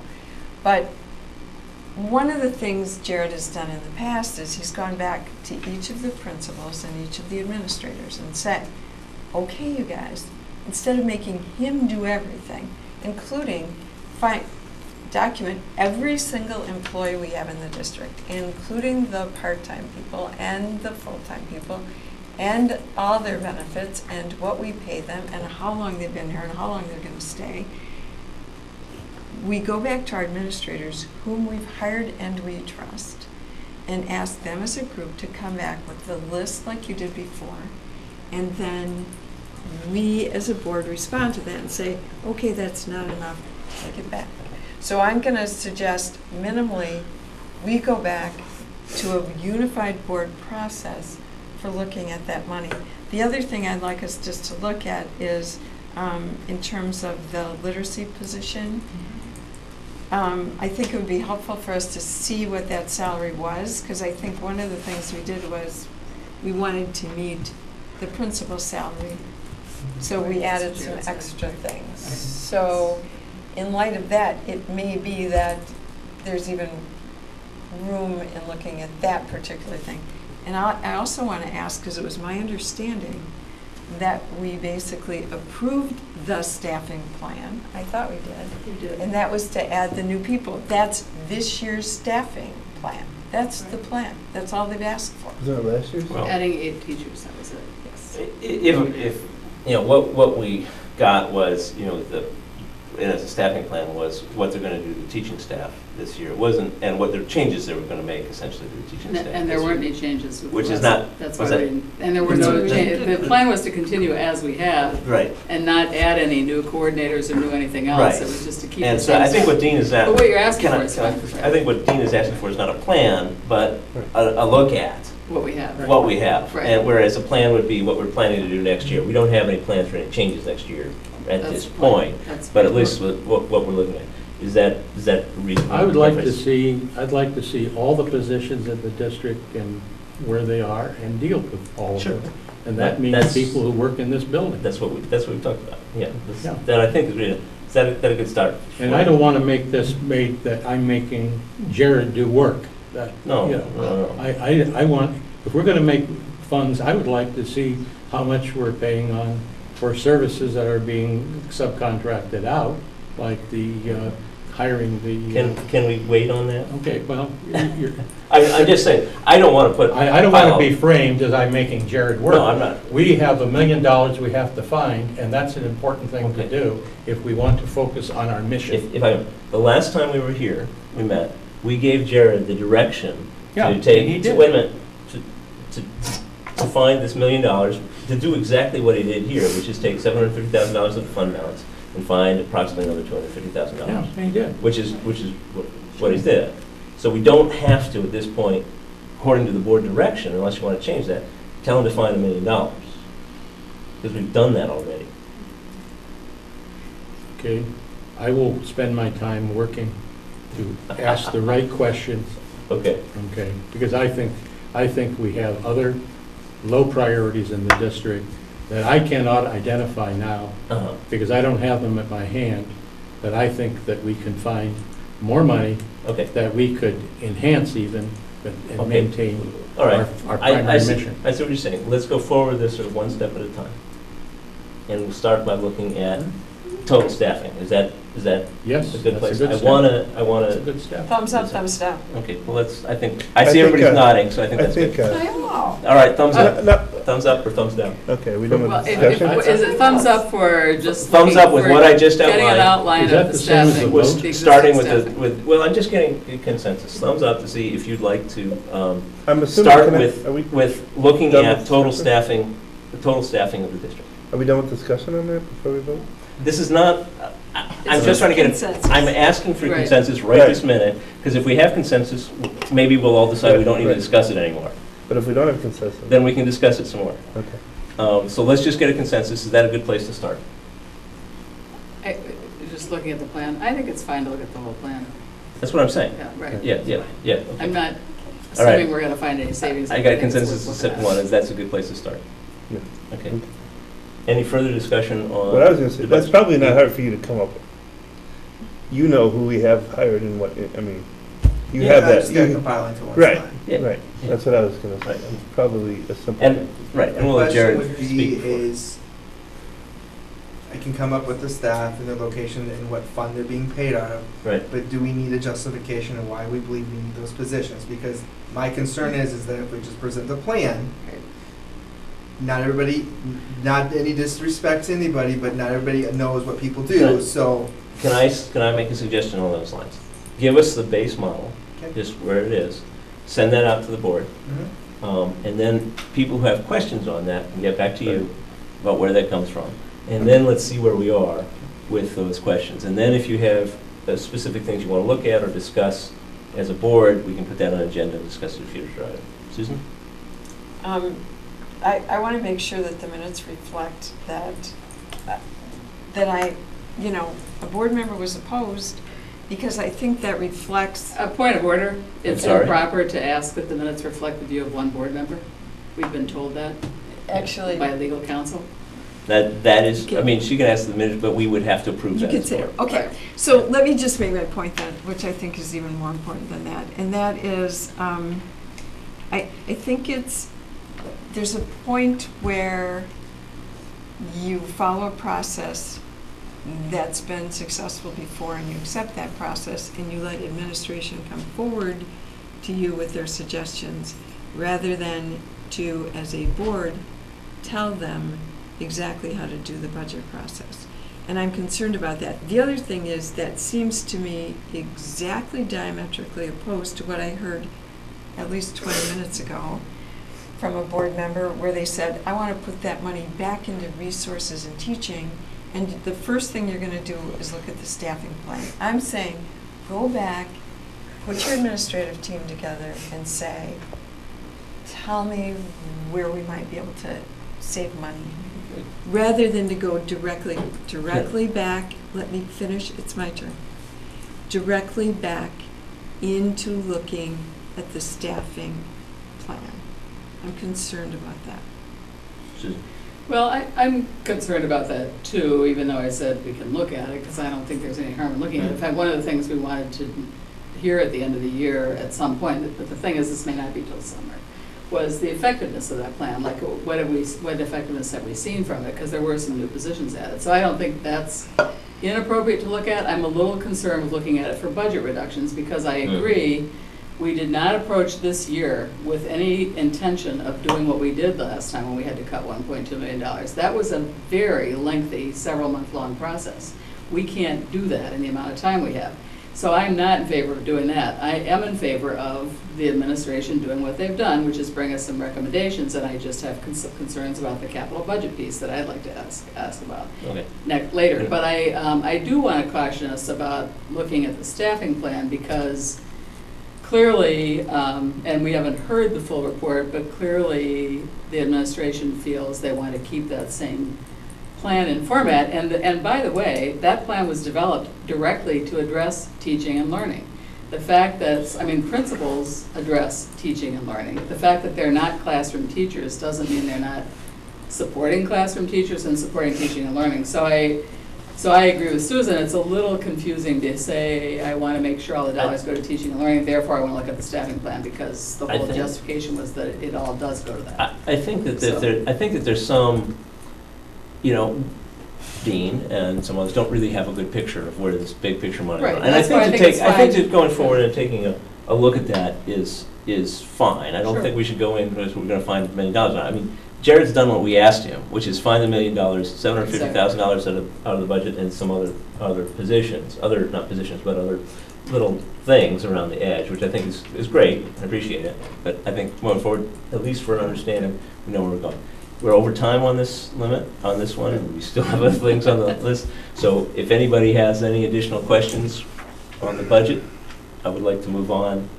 Hearing none, to discussion and possible approval of capital projects budget. Jared and Mark, and this is the last time Mark's going to have to do this, because Mark is 19 days. 19 days is retiring from the district after a long and storied career where he has done wonderful things for us, and we have rejected his truck. How many times? Oh, how many times?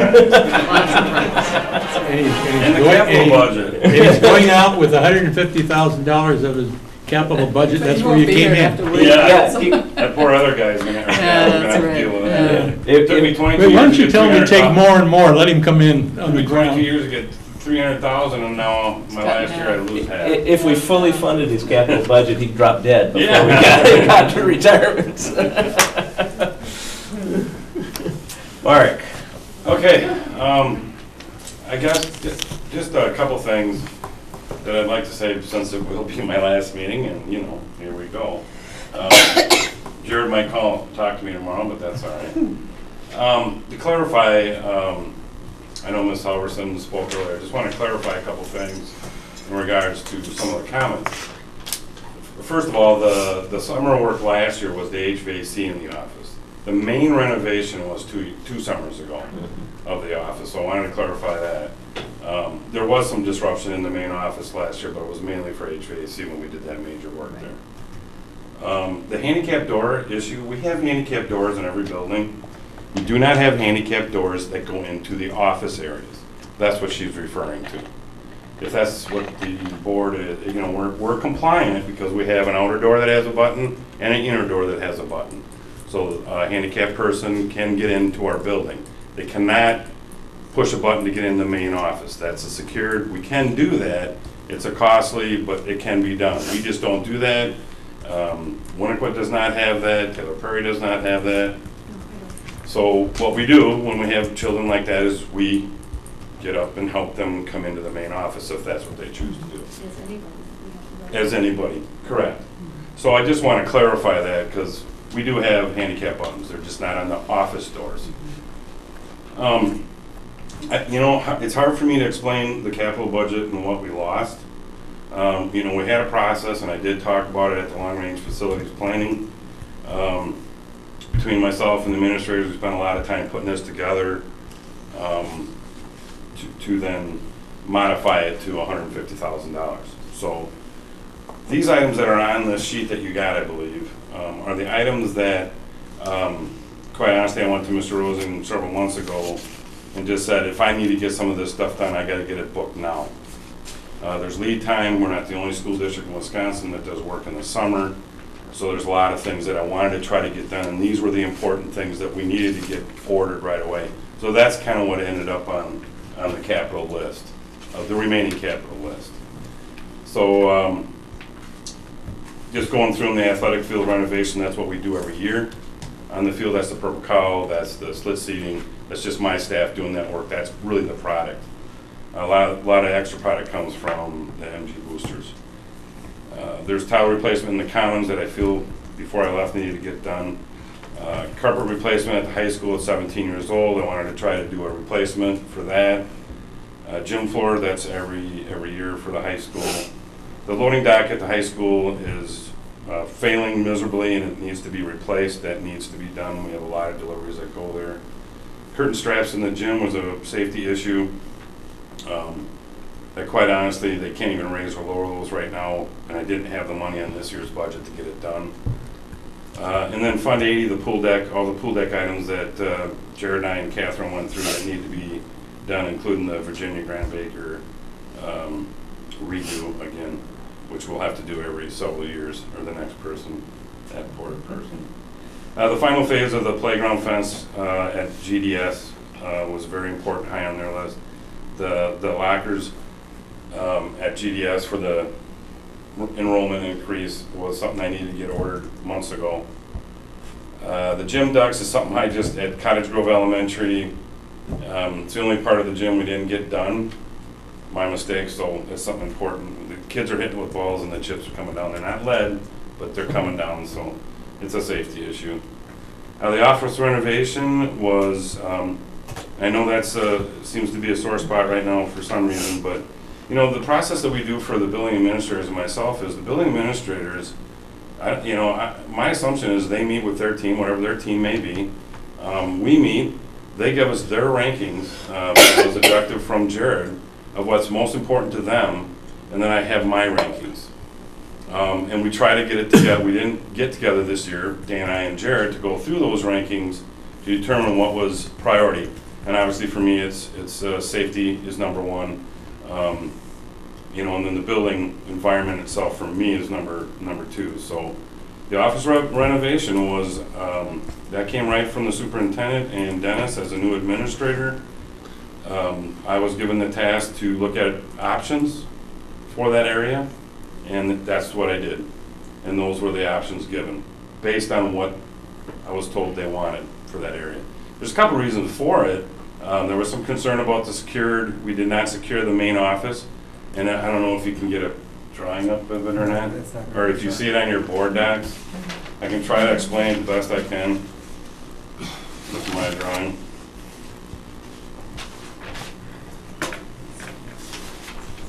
And if you're looking at the board docs, I guess, do you have it on your board docs? Yes. Yeah, we do. So,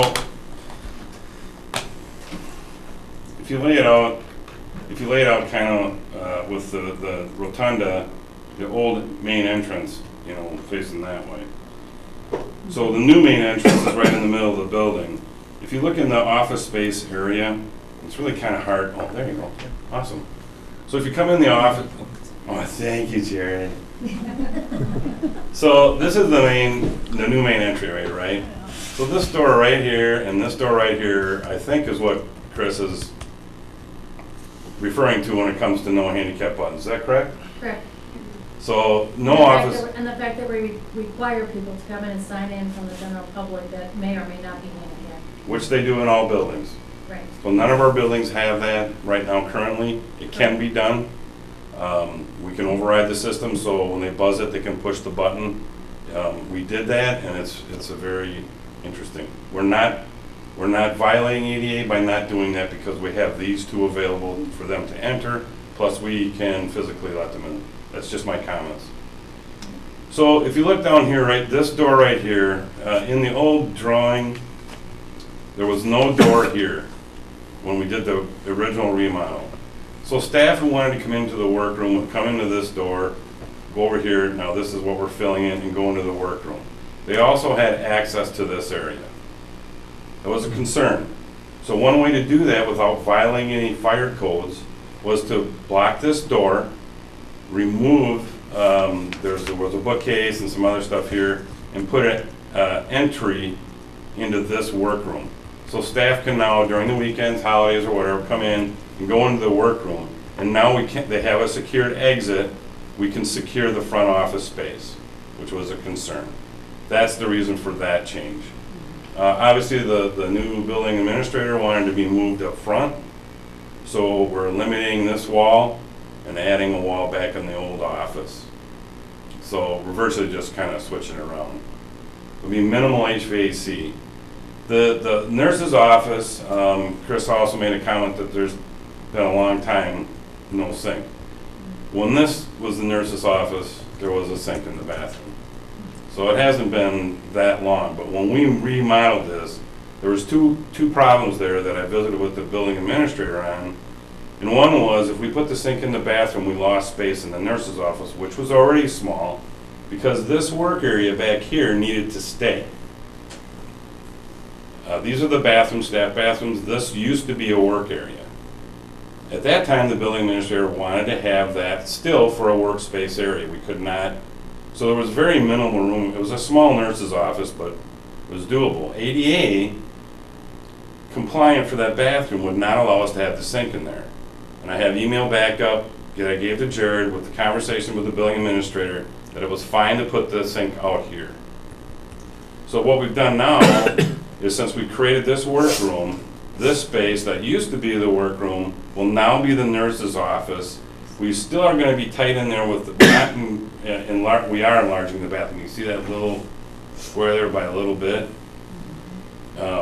So we can put the sink in there and hopefully still meet ADA compliance. That was the reason for that. There was also a request, because of the security of the office, this office space for Chris, which she's talked about, was a request that I had them design. This has a window here. It doesn't show up very well, so she will have view of this if Julie may not be there. So it would secure her office along with this secure as well as the head secretary.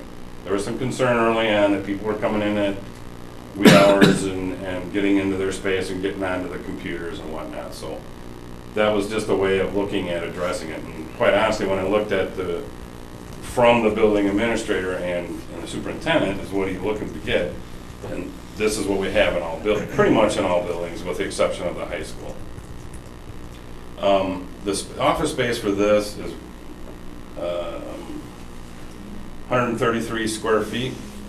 Winnequa is 139.5 square feet for the head secretary. Taylor Prairie's a little bit larger because that was just a wall put in prior to me. It was just a large open area, and then a wall was put in. It's about 150 square feet. So they're relatively all the same. So I don't know if that gives you an explanation of kind of what we're doing there, but that was a directive I was given to try to get it rearranged so there was a more secured space and more of a secured area for the head secretary and the front office. And a bigger nurse's office, which was quite honestly very small. For the size, for the amount of kids they have in there, very small. So, that's the office renovation, and that was a must-do that I was told. The lower playground site work, Jared and I talked about if the PTO is looking at funding to try to, I've had it in my cap budget every year, and it kind of gets bumped out to upgrade the playground equipment, try to do it in phases. They have a lower and an upper. We're working with the PTO. Carrie leave? Oh. They may have some money. So typically what the district has done in the past is the district typically paid for site and install, demo, site and install, if the PTO could raise the funds for the equipment. So that's just a guesstimate of what we came up with for the site prep and work for Cottage Grove to be done next year. I had it on the cap budget for the next year. Along Taylor Prairie's is out a couple of years, and then the upper is out.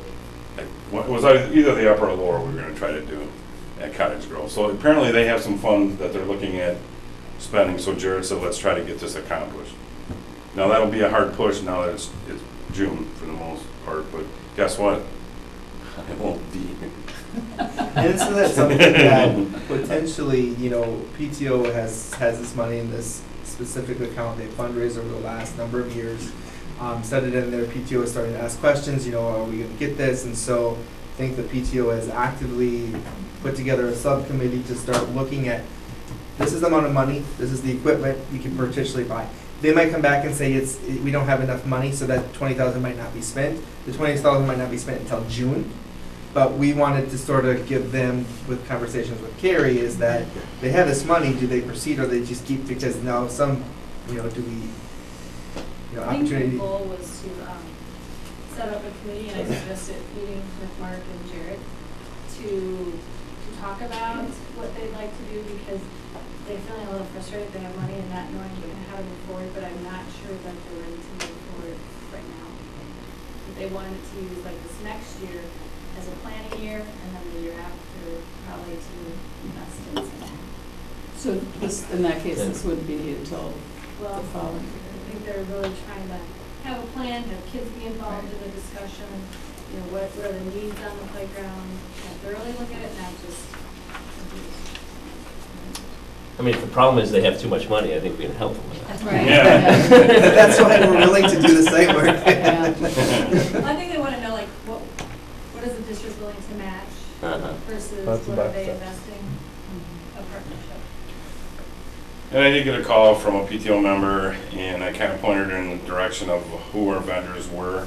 And our vendors who the county's worked with before are very good. They do 3D renderings. They talk to you about, you know, what are you looking for? How much money do you have? You don't want to give them your total budget because then they really try to play with it, but you kind of throw some numbers.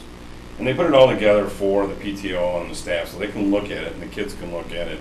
This is what we're raising money for. So it appeared to me that this money was, and I don't know kind of, but it appeared to me that they were ready to spend it. So we just kind of talked and said, well, if that's the case, it's going to be about 15 to 20 grand to get that demoed out. And that's even if we can get the product ordered. You're talking June, so I think it is a starting point, but I'm not making it. Just a discussion. Yeah. If I may just back up to this, Sure. the reasoning behind building this wall here is securing that office space. Is that Correct. You know, again, it was a request by the building administrator and Dan Olson. And I'm sorry he's not here, and Dennis isn't here either, but that was the request, yes. And I think, you know, maybe Connor could help with this. Like, would you, like, Penny is in a separate office than Kim. Yes. In the functionality of your office, would it be helpful to have Penny not behind a wall and just a door? Or, I mean, I think it's, You know, when she has projects to work on, budget, she never really closes her door because they have to work with each other. But it does allow her some private space. But any of our files are locked outside of that office, so it's not necessarily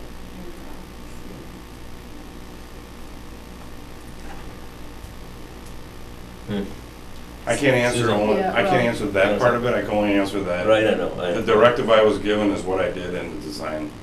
Yes, well, that's what I was gonna say, we might have to wait until we can, hold Dan's back, and we can hear more about, well, do you need this, do you need this today, or? Here's the kicker is, I mean, it's a wall and a door. We pay for the door, we store it in our storage, and we use it down the road. The wall is just a wall. And I don't mean that a wall is just a wall. You know, we got a window, we got a wall, and we got a door. I can guarantee you, because I wanted this project done as soon as summer school was out, that's already ordered. And if that's the case, we buy it, we save it, you know, and parts. You know, we'll use it at some point, or the next person will. I've used stuff over and over again just to try to get as much as we can. Well, I know at Winnequa, there's a pretty big window that. We have a large window. Yeah, and you have a large Yeah. window, and I assume that would be similar. Yes. So you can really, the visibility is good. I guess that was my question is, do we have locked cabinets? I mean, when you talk about security, I would assume if it's student records that need to be secured, they should be in locked cabinets. Well, and it's funny that you asked that, because that's when this came up to me, it was, well, let me understand something. So if somebody's getting on their computer, then why don't they shut it off? Because if somebody turns it on, you know who's logging in. Right. And they can't log in. So I had my concerns as well about that, but, you know, I think it's pretty easy to secure an office space, personally. Right. You know, we go in there, ABM goes in there, we clean the office. Yeah. Sometimes we're the only people in there at night. So if there's an event in there and there's no administrator, we may need to go in there for, I don't know what, a key or whatever, I'm not sure. You know, if I could suggest, I don't think we could, it'd be difficult for us to sit here and make that decision based on the information we have in front of us. But I think it's a reasonable thing to ask you and Dan to review that, and given the information that we've had tonight, and make sure that that's the right decision. And if you save a few bucks, not do that, and it's not a big deal from security or some other issues, you know, just take a look at that, and maybe we consider that. Chris, did you have something you want to add? If they're planning on getting that area secured by putting the new locked entrance on this side so nobody can get in, and our locked entrance on this side, it's already secure. I don't need twice the security, having my room locked and the office already being secured. It's redundant. In the hallway. Okay. The hallway. All right. Well, if you, like I said, I think that's in my mind, that's the right approach. Is to if you guys reevaluate that decision, given the information we got tonight. Well, and then my other question is, this is the list of the 150,000 that is going to be done. What kinds of things will not get done? And then also, I just heard in the facilities committee that we spend 20 grand on the tennis courts every year. I'm not sure if it's really that much, but I don't see the tennis courts on here. What I do on the tennis courts is I do put that in the cap budget, and what I do every year, depending on the frost and the freeze.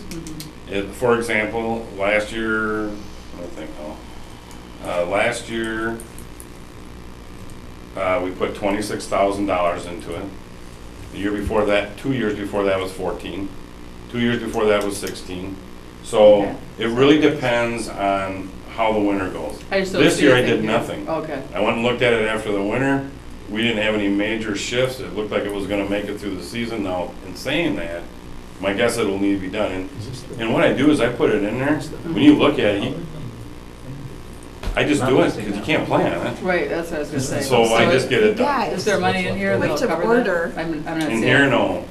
So if it needed to be done before next fall, where's that money coming? I go to Jared and I You start. go to Jared and say, So okay. for example, I'm requesting a $150,000 budget, Uh-huh. but if you add up the projects, it's only 132, because I do need to hold some discretionary in case I I see, have okay, a- so you're building in discretion. Yeah, these are the Okay. projects that we identified that we want to get done. We get it approved by the board. We don't have to come back with separate contracts over and over. We can move forward. Now, anything that would not be on this list that we wanted to do, we would, if it's over the threshold per purchasing policy, then we need to come forward. Okay. However, this is only totaling 132 for Fund 10, Yeah. and we're asking for 150, just. My question would be, is there any other deferred maintenance you're very concerned about? Yeah, but you know what, we looked at that with the long-range facilities, you know what I mean? Basically, if it's addressed in the long-range planning, which is what we used to do for all the major ones. Right. Every 5 or 6 years, we'd run a $7 million, $9 million maintenance referendum, we'd get all that. And, thank God that you guys supported McKinstry in that project. That got a lot of things done in our district that we would have never been able to get done, lighting, You're welcome. thank you. All that, honestly, there's just no way. We got the part of that roof done last year at Cottage Grove Elementary. That's huge. Big ones I think we were dealing with at the long range. The building administrators, put a lot of time in this as well because they have input on my budget. They have a lot of items that they see as a capital project, and I have my items.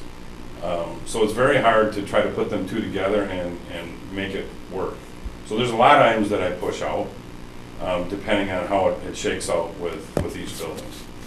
So to answer your question, the ones that are big, that are needed, are going to be on the long-range facilities planning committee, I believe. Jeff? You got to interrupt before you finish. What's the district office outside signage? Sure, let me finish. Can I finish? Please. So the district office outside sign-ins was another one that the superintendent requested that we have a sign out here on the front, not necessarily this one. This one's going to be repainted by my staff this year. We're looking at, or I gave the numbers for Jared for that to get that redone, get it kind of into the 20th century versus the 70s. But it's just a sign out front here by our new main entrance that says district offices that we can kind of add to if we want to with lighted or events or whatever out here. Nothing crazy, but something that just signifies our entryway. And then a sign over that signifies MG21. We're looking at a metal. This one can be lighted if we want. We'll wire it for it, but we won't pay for that this time. You know what I mean? So it was just, those are the two for those. The IMC door frame replacement, that is something that was high on my list, and counties as well, I believe. The frame at the IMC in Taylor Prairie is rusting out. We already replaced one last year. This is the second one. And then the remaining window replacements, there's 2 more classrooms that I believe we showed the long-range planning committee. They all should be done, but these were the main ones that were rotting out. These are the last 2 we did. 2 last year? 2 last year. These are the last 2 really bad ones that need to be replaced, and then hopefully the next person will do that all. We've redone them in aluminum now, so they're not a problem, right? So these are the last 2 that were kind of high on my list, and Connie's as well. That's what I got. All right.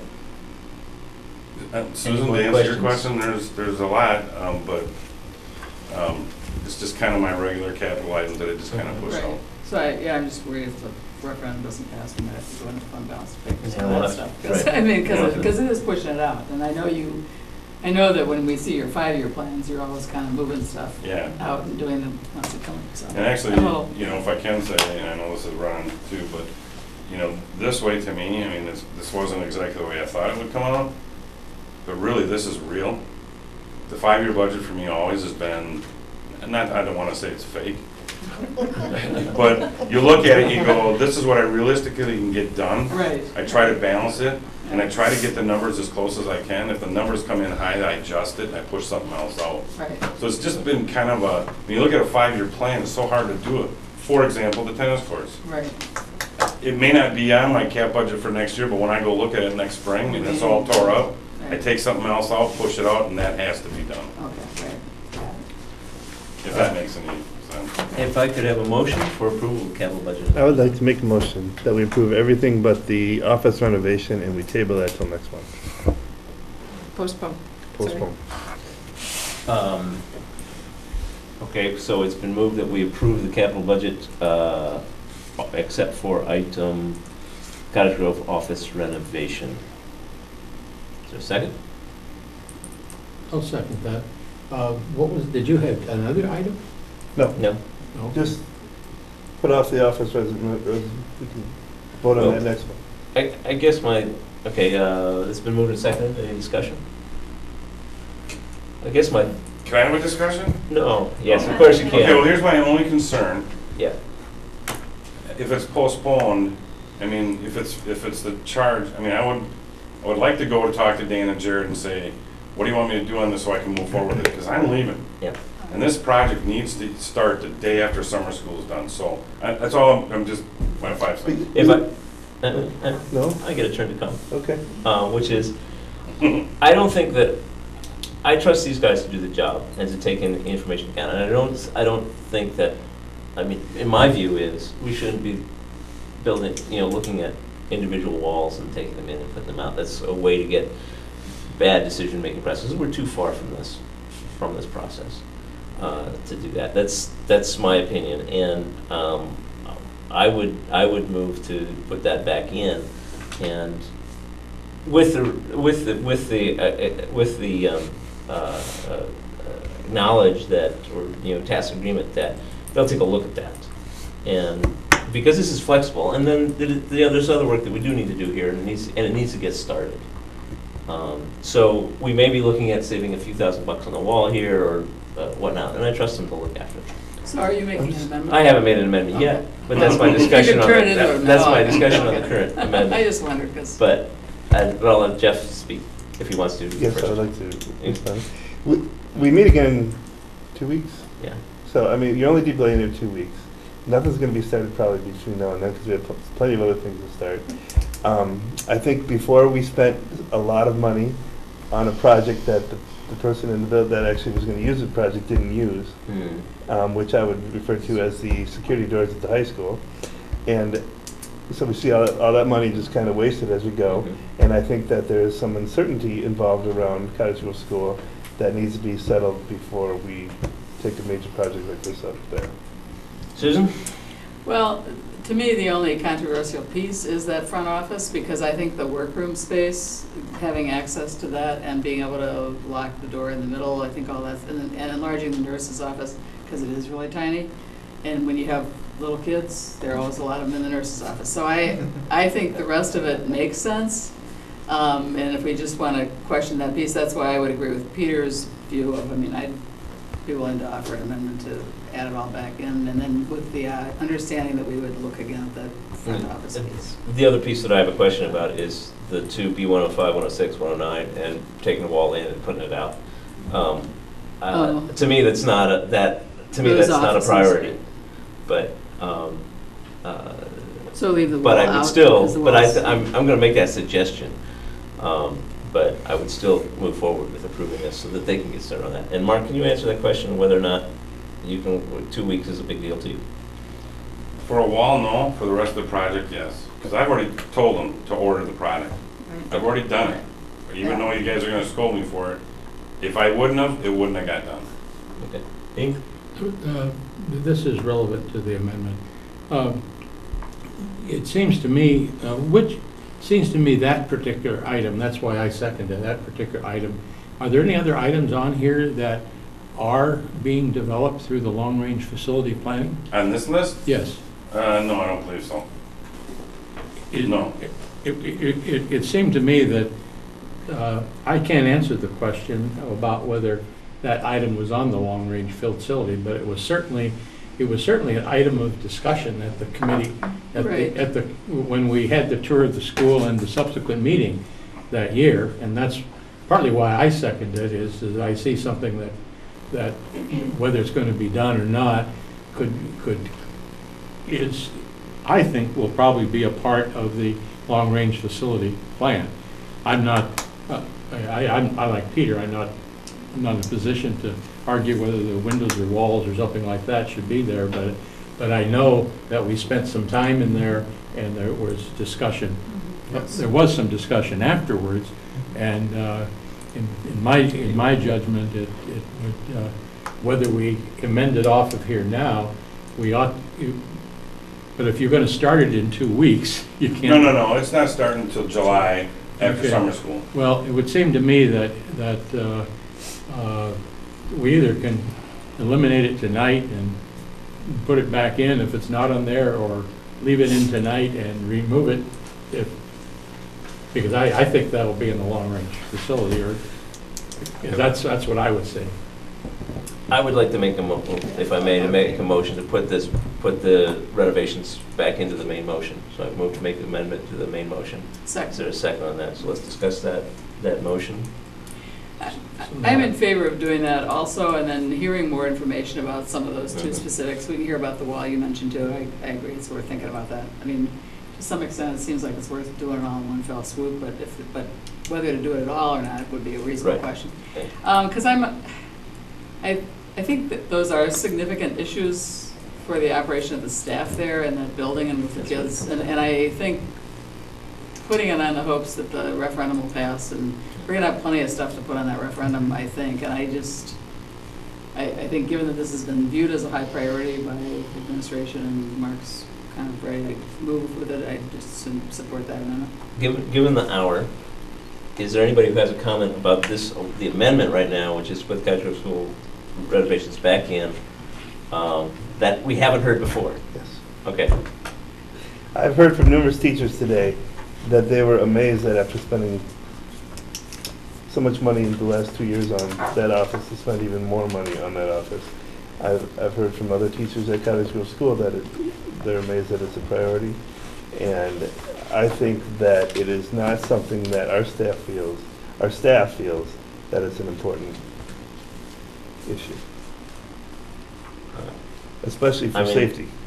Yeah, well, what about the nurses' station? Well, nurses, because that's actually the sort of the heart of this. Right. I mean, I've heard people said they would like a sink, but they don't understand why we need a $35,000 sink. Which is why a couple more weeks to discuss some changes, I think, would be a prudent and fiscally conservative way to go about. I mean, I definitely respect that, and I get that, because unfortunately, sometimes the way that we do business at Monona Grove has been these piecemeal things, and it's very frustrating as a business manager. However, unfortunately, the only person that I heard concerns from was Chris today, and especially after sending out an email that if anybody has concerns, they should contact myself.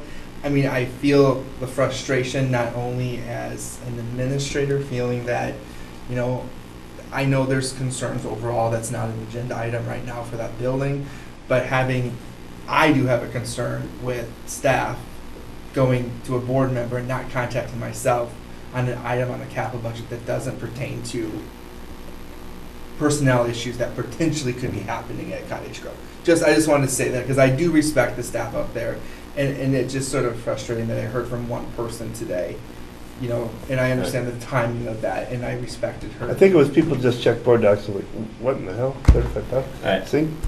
Okay.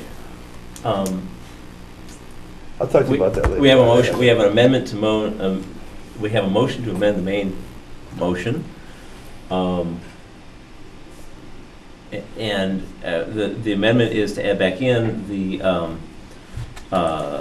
the district office, the Cottage Grove office renovation. And again, my position would be that you guys take a look at that and see if there's some, do you really need that? And I know you've done some of that, but just take a look at that and maybe address, and see if the staff concerns are addressed, because I think staff working there, that's important. Their feelings about that, that's important. Any further comments, Susan? Jared, what's your feeling about this work and the concern that you received about the wall? That's what we heard from Chris, right? Just what we heard from Chris. And I talked to Chris about it today. Right, but do you feel it's more important to go forward or to evaluate that particular wall? Well, I look at it twofold, not to be wishy-washy on it, but I look at a lot of decisions that we've made at the district level when we talk about like the teacher retirement plan, that we don't want to create and make a decision because I'm in the role or someone else is in the role. I think we're hearing from Chris who's physically in the role, and that, but if a new person came into that and that wall was there, the workflow would still be the existence. So I think, so I mean, I get the request from superintendents. Every other elementary school is set up that way, and having consistency in case, you know, a personnel person's not there. I don't think it's going to reduce that budget by that much. I mean, I think if we were looking at that wall, it's going to cost us $10,000, then obviously that could be a budget conversation.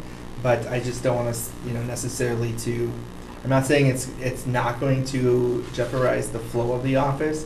I also want to make sure that we create a system where the office is set up to be functional. So I mean, if it was me, I think we've came this far. It's been a request. I know the superintendent supports it, that yes, we should move forward with it. I don't think from now until 2 weeks there's going to be probably a change in conversations when we look at the reason that was set up otherwise in other places. All right, any further discussion on the amendment to the main motion? What are we voting on? You are voting to add the Cottage Grove Elementary renovations, office renovations, back in to the capital budget as presented. Okay. So we took it out a minute ago. That's right. We're going to put it back. We didn't take it out. It was moved without it. The original motion was without it. We're going to put it back in. All in favor? Let's do a roll call. With a roll call vote, starting with Jennifer. Start with me. Start with Dean. Okay. I think Aye. I want to say what? Do you want to put it back in, or do you want to take it out? You take it out. No. Aye. No. Aye. Aye. That put her in another horn of a dilemma. Great, fantastic. I remember that first one that I was, when I was the deciding vote as a new board member, and Why? I don't remember any of those. I think it was 6-1 all night long. Aye. okay, the motion carries. So now we're back to the main motion, which is approval of the 2015-2016 capital budget. Essentially, it's as presented at this point. His motion as amended gets us back to as presented. Any further discussion? Hearing none, all in favor? Roll call again. Roll call vote, starting with Jeff. No. Then we'll go this way. Aye. Aye. Aye. Aye. Motion carries. Next, thank you, Mark. Thank That's you the last for time I'm allowing- saying. Thank you. Actually, it's not the last time I'm going to say thank you, Mark, but it's one of the last times. So thank you, Mark, Thank you. for your service tonight. We'll have to make up a reason for you to come back another day. Hey, Mark. It'll probably be that wall. Hey, Mark, we'll cut the whole thing next week. Okay. Item H, new business, discussion and possible approval of establishment of a community engagement communications government relations committee, as we discussed at our board workshop. I have language which you have seen on board docs. Can we pop that up? What I'm going to ask is on substantive issues related to this language about what what this committee will do. I know there's some discussions of how this works with our policy and the Neola policy and our own policy. I think we can work that later, so long as we just agree on what the substantive issues are, and then we'll put that into policy. Susan? I think this is fine. The only change I'd make is to just for consistency's sake, in D, make that a capital B for board, and in J, make that a capital B for board. Because when you talk about our board, I think it should be capitalized, so it should be consistent all the way through. Yeah, it should be capital. And then the only other suggestion might be to add in J, perform such other duties as directed by the board, capital B, and superintendent. I mean, we want the superintendent to be able to send stuff to this committee too. Sure. Okay, so that's all I would do, and then I'd move to approve it as changed. As amended. Yeah. Okay, is there a second?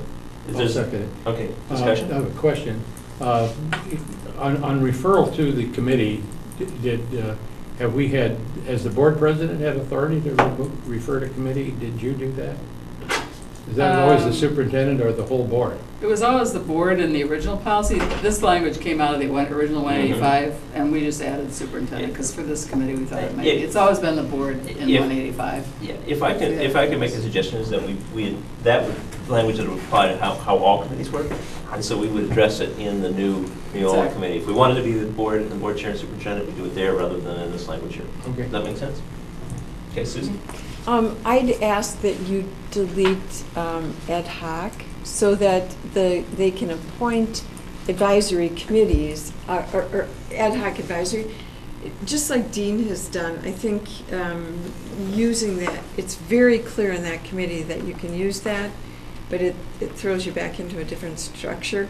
I just wouldn't call it ad hoc advisory. I'd say may appoint committees to study specific issues. So Dean said, okay, I want you to study land. What are the words ad hoc advisory? I just don't think you need it, Well, and it might be confusing. if you're going to do that, though, they're not really appointing full committees. They're appointing subgroups or subcommittees, or they're not going to appoint a new committee. So if you're going to take out ad hoc, I'd say may appoint.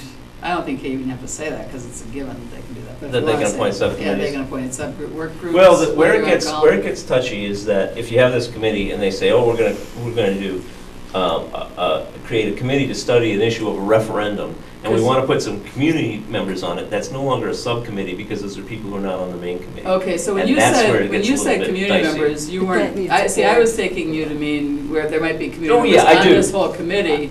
I do. But in this committee, you're right, they may want to establish a second. that's- But then I'm not sure that I don't think, if it's Should be something big board. like Hang that, on a I think I want the board authorizing that kind of ad hoc committee. I don't want a committee doing that. All right, let's, So if anybody has any objection to striking the language and let it in I, we can do that for right now. we can do that and we can think Then about we it. think about Dean? Because this will be revisited anyway, so. Okay. I think, I don't think the committee ought to be appointing subcommittees, but I think they can work like even our ad hoc committee Right. did, is we kind of broke up in different combinations of work groups. And That's what right, and that's a There's no given. objection to Right. that, so let's go ahead. So let's just strike it and Yeah, pass it strike it, as strike it, amended yeah. otherwise, yeah. Oh, okay. Any You're gonna keep the whole further thing? discussion? All those in favor? Have we moved it? We haven't moved it. Yes, you moved it. I moved it. And it was seconded. Yes, yeah. All those in favor? Aye. Signify by aye. Motion carries. Cool. Item number 2, discussion possible approval of superintendent evaluation checkpoint document. What this does, for anybody who's listening, is this sort of formalizes the process that we've been working on a little bit with checkpoints with the superintendent of last year, and helps, gives us a structure and a way of documenting what it is and how we have those discussions. And it helps clarify the communication, helps make sure that the communication superintendent is that we speak with the board as one voice rather than separate individual discussions or points with the superintendent. That is the purpose and function of this. We've discussed this at our workshop, and I believe, hopefully, that this is the language that was a consensus out of the workshop. Can we have a motion to approve? Jeff? I move approval of superintendent evaluation checkpoint document as presented. And a second? Second. Moved and seconded. Discussion? Really? Very good. Yeah, can you believe it? I know. It could be that I'm just a little punchy. I believe at the last gathering, toward the end of our discussion, several of us wanted some kind of connection back into board goals, district goals, and perhaps it doesn't have to be delineated. Would that simply be an understanding of the conversation that this document would prosper? That, I guess, the answer to that would be when we are on section 2 coming up with board-provided items, it would be incumbent on us to keep the district goals in mind when we are doing that. So It would not hurt to put language in there that said, as a reminder of that, but ultimately, at the top, but ultimately, this is our responsibility, it would be our responsibility as a board to do. And to keep that in mind as we do that. So that would be our duty. It's our duty. Right. Okay. And then I would like to bring out still district goals, because we approve funding, we approve initiatives, we approve administrators to carry out those initiatives. And This- again, perhaps it doesn't have to be specified, but there again, is that simply our duty to be certain that we're well-versed, Mhm. we're making sure that those connections are demonstrated in this Right. document. Right. Okay, thank you for helping me. Yeah, and you're right, and I try to do this, with teacher compensation meeting, we started with some goals, and I always try to pull people back to that. It's very helpful if you can keep those things in mind, and when we're writing goals, when we're writing items on this, top priorities on this document, think, what's the connection to district goals? I think we had kind of three levels of that. We had kind of master plan kind of goals, and it seems to me that we had kind of intermediate objectives and things, and then we also had individual goals, objectives that the superintendent would have to do or meet, and that sort of thing. I'm assuming that would be a part of this.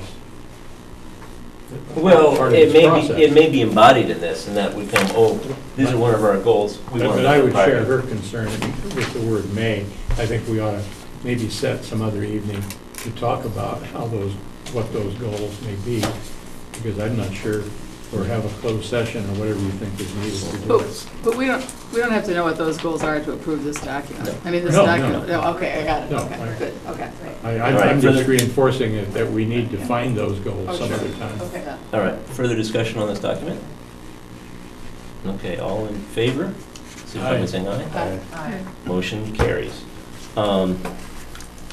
Item J, future meetings. There's a list, June 2nd, Long Range Facilities Planning Committee, June 9th, Long Range, so you got two meetings. Long Range Facilities Planning Committee, you're going to be busy. Wait, future agenda items. Yes, right. Oh, I'm sorry, I skipped over future agenda items. I think you did. I did, I apologize I for used to that. do that all the time. I've got a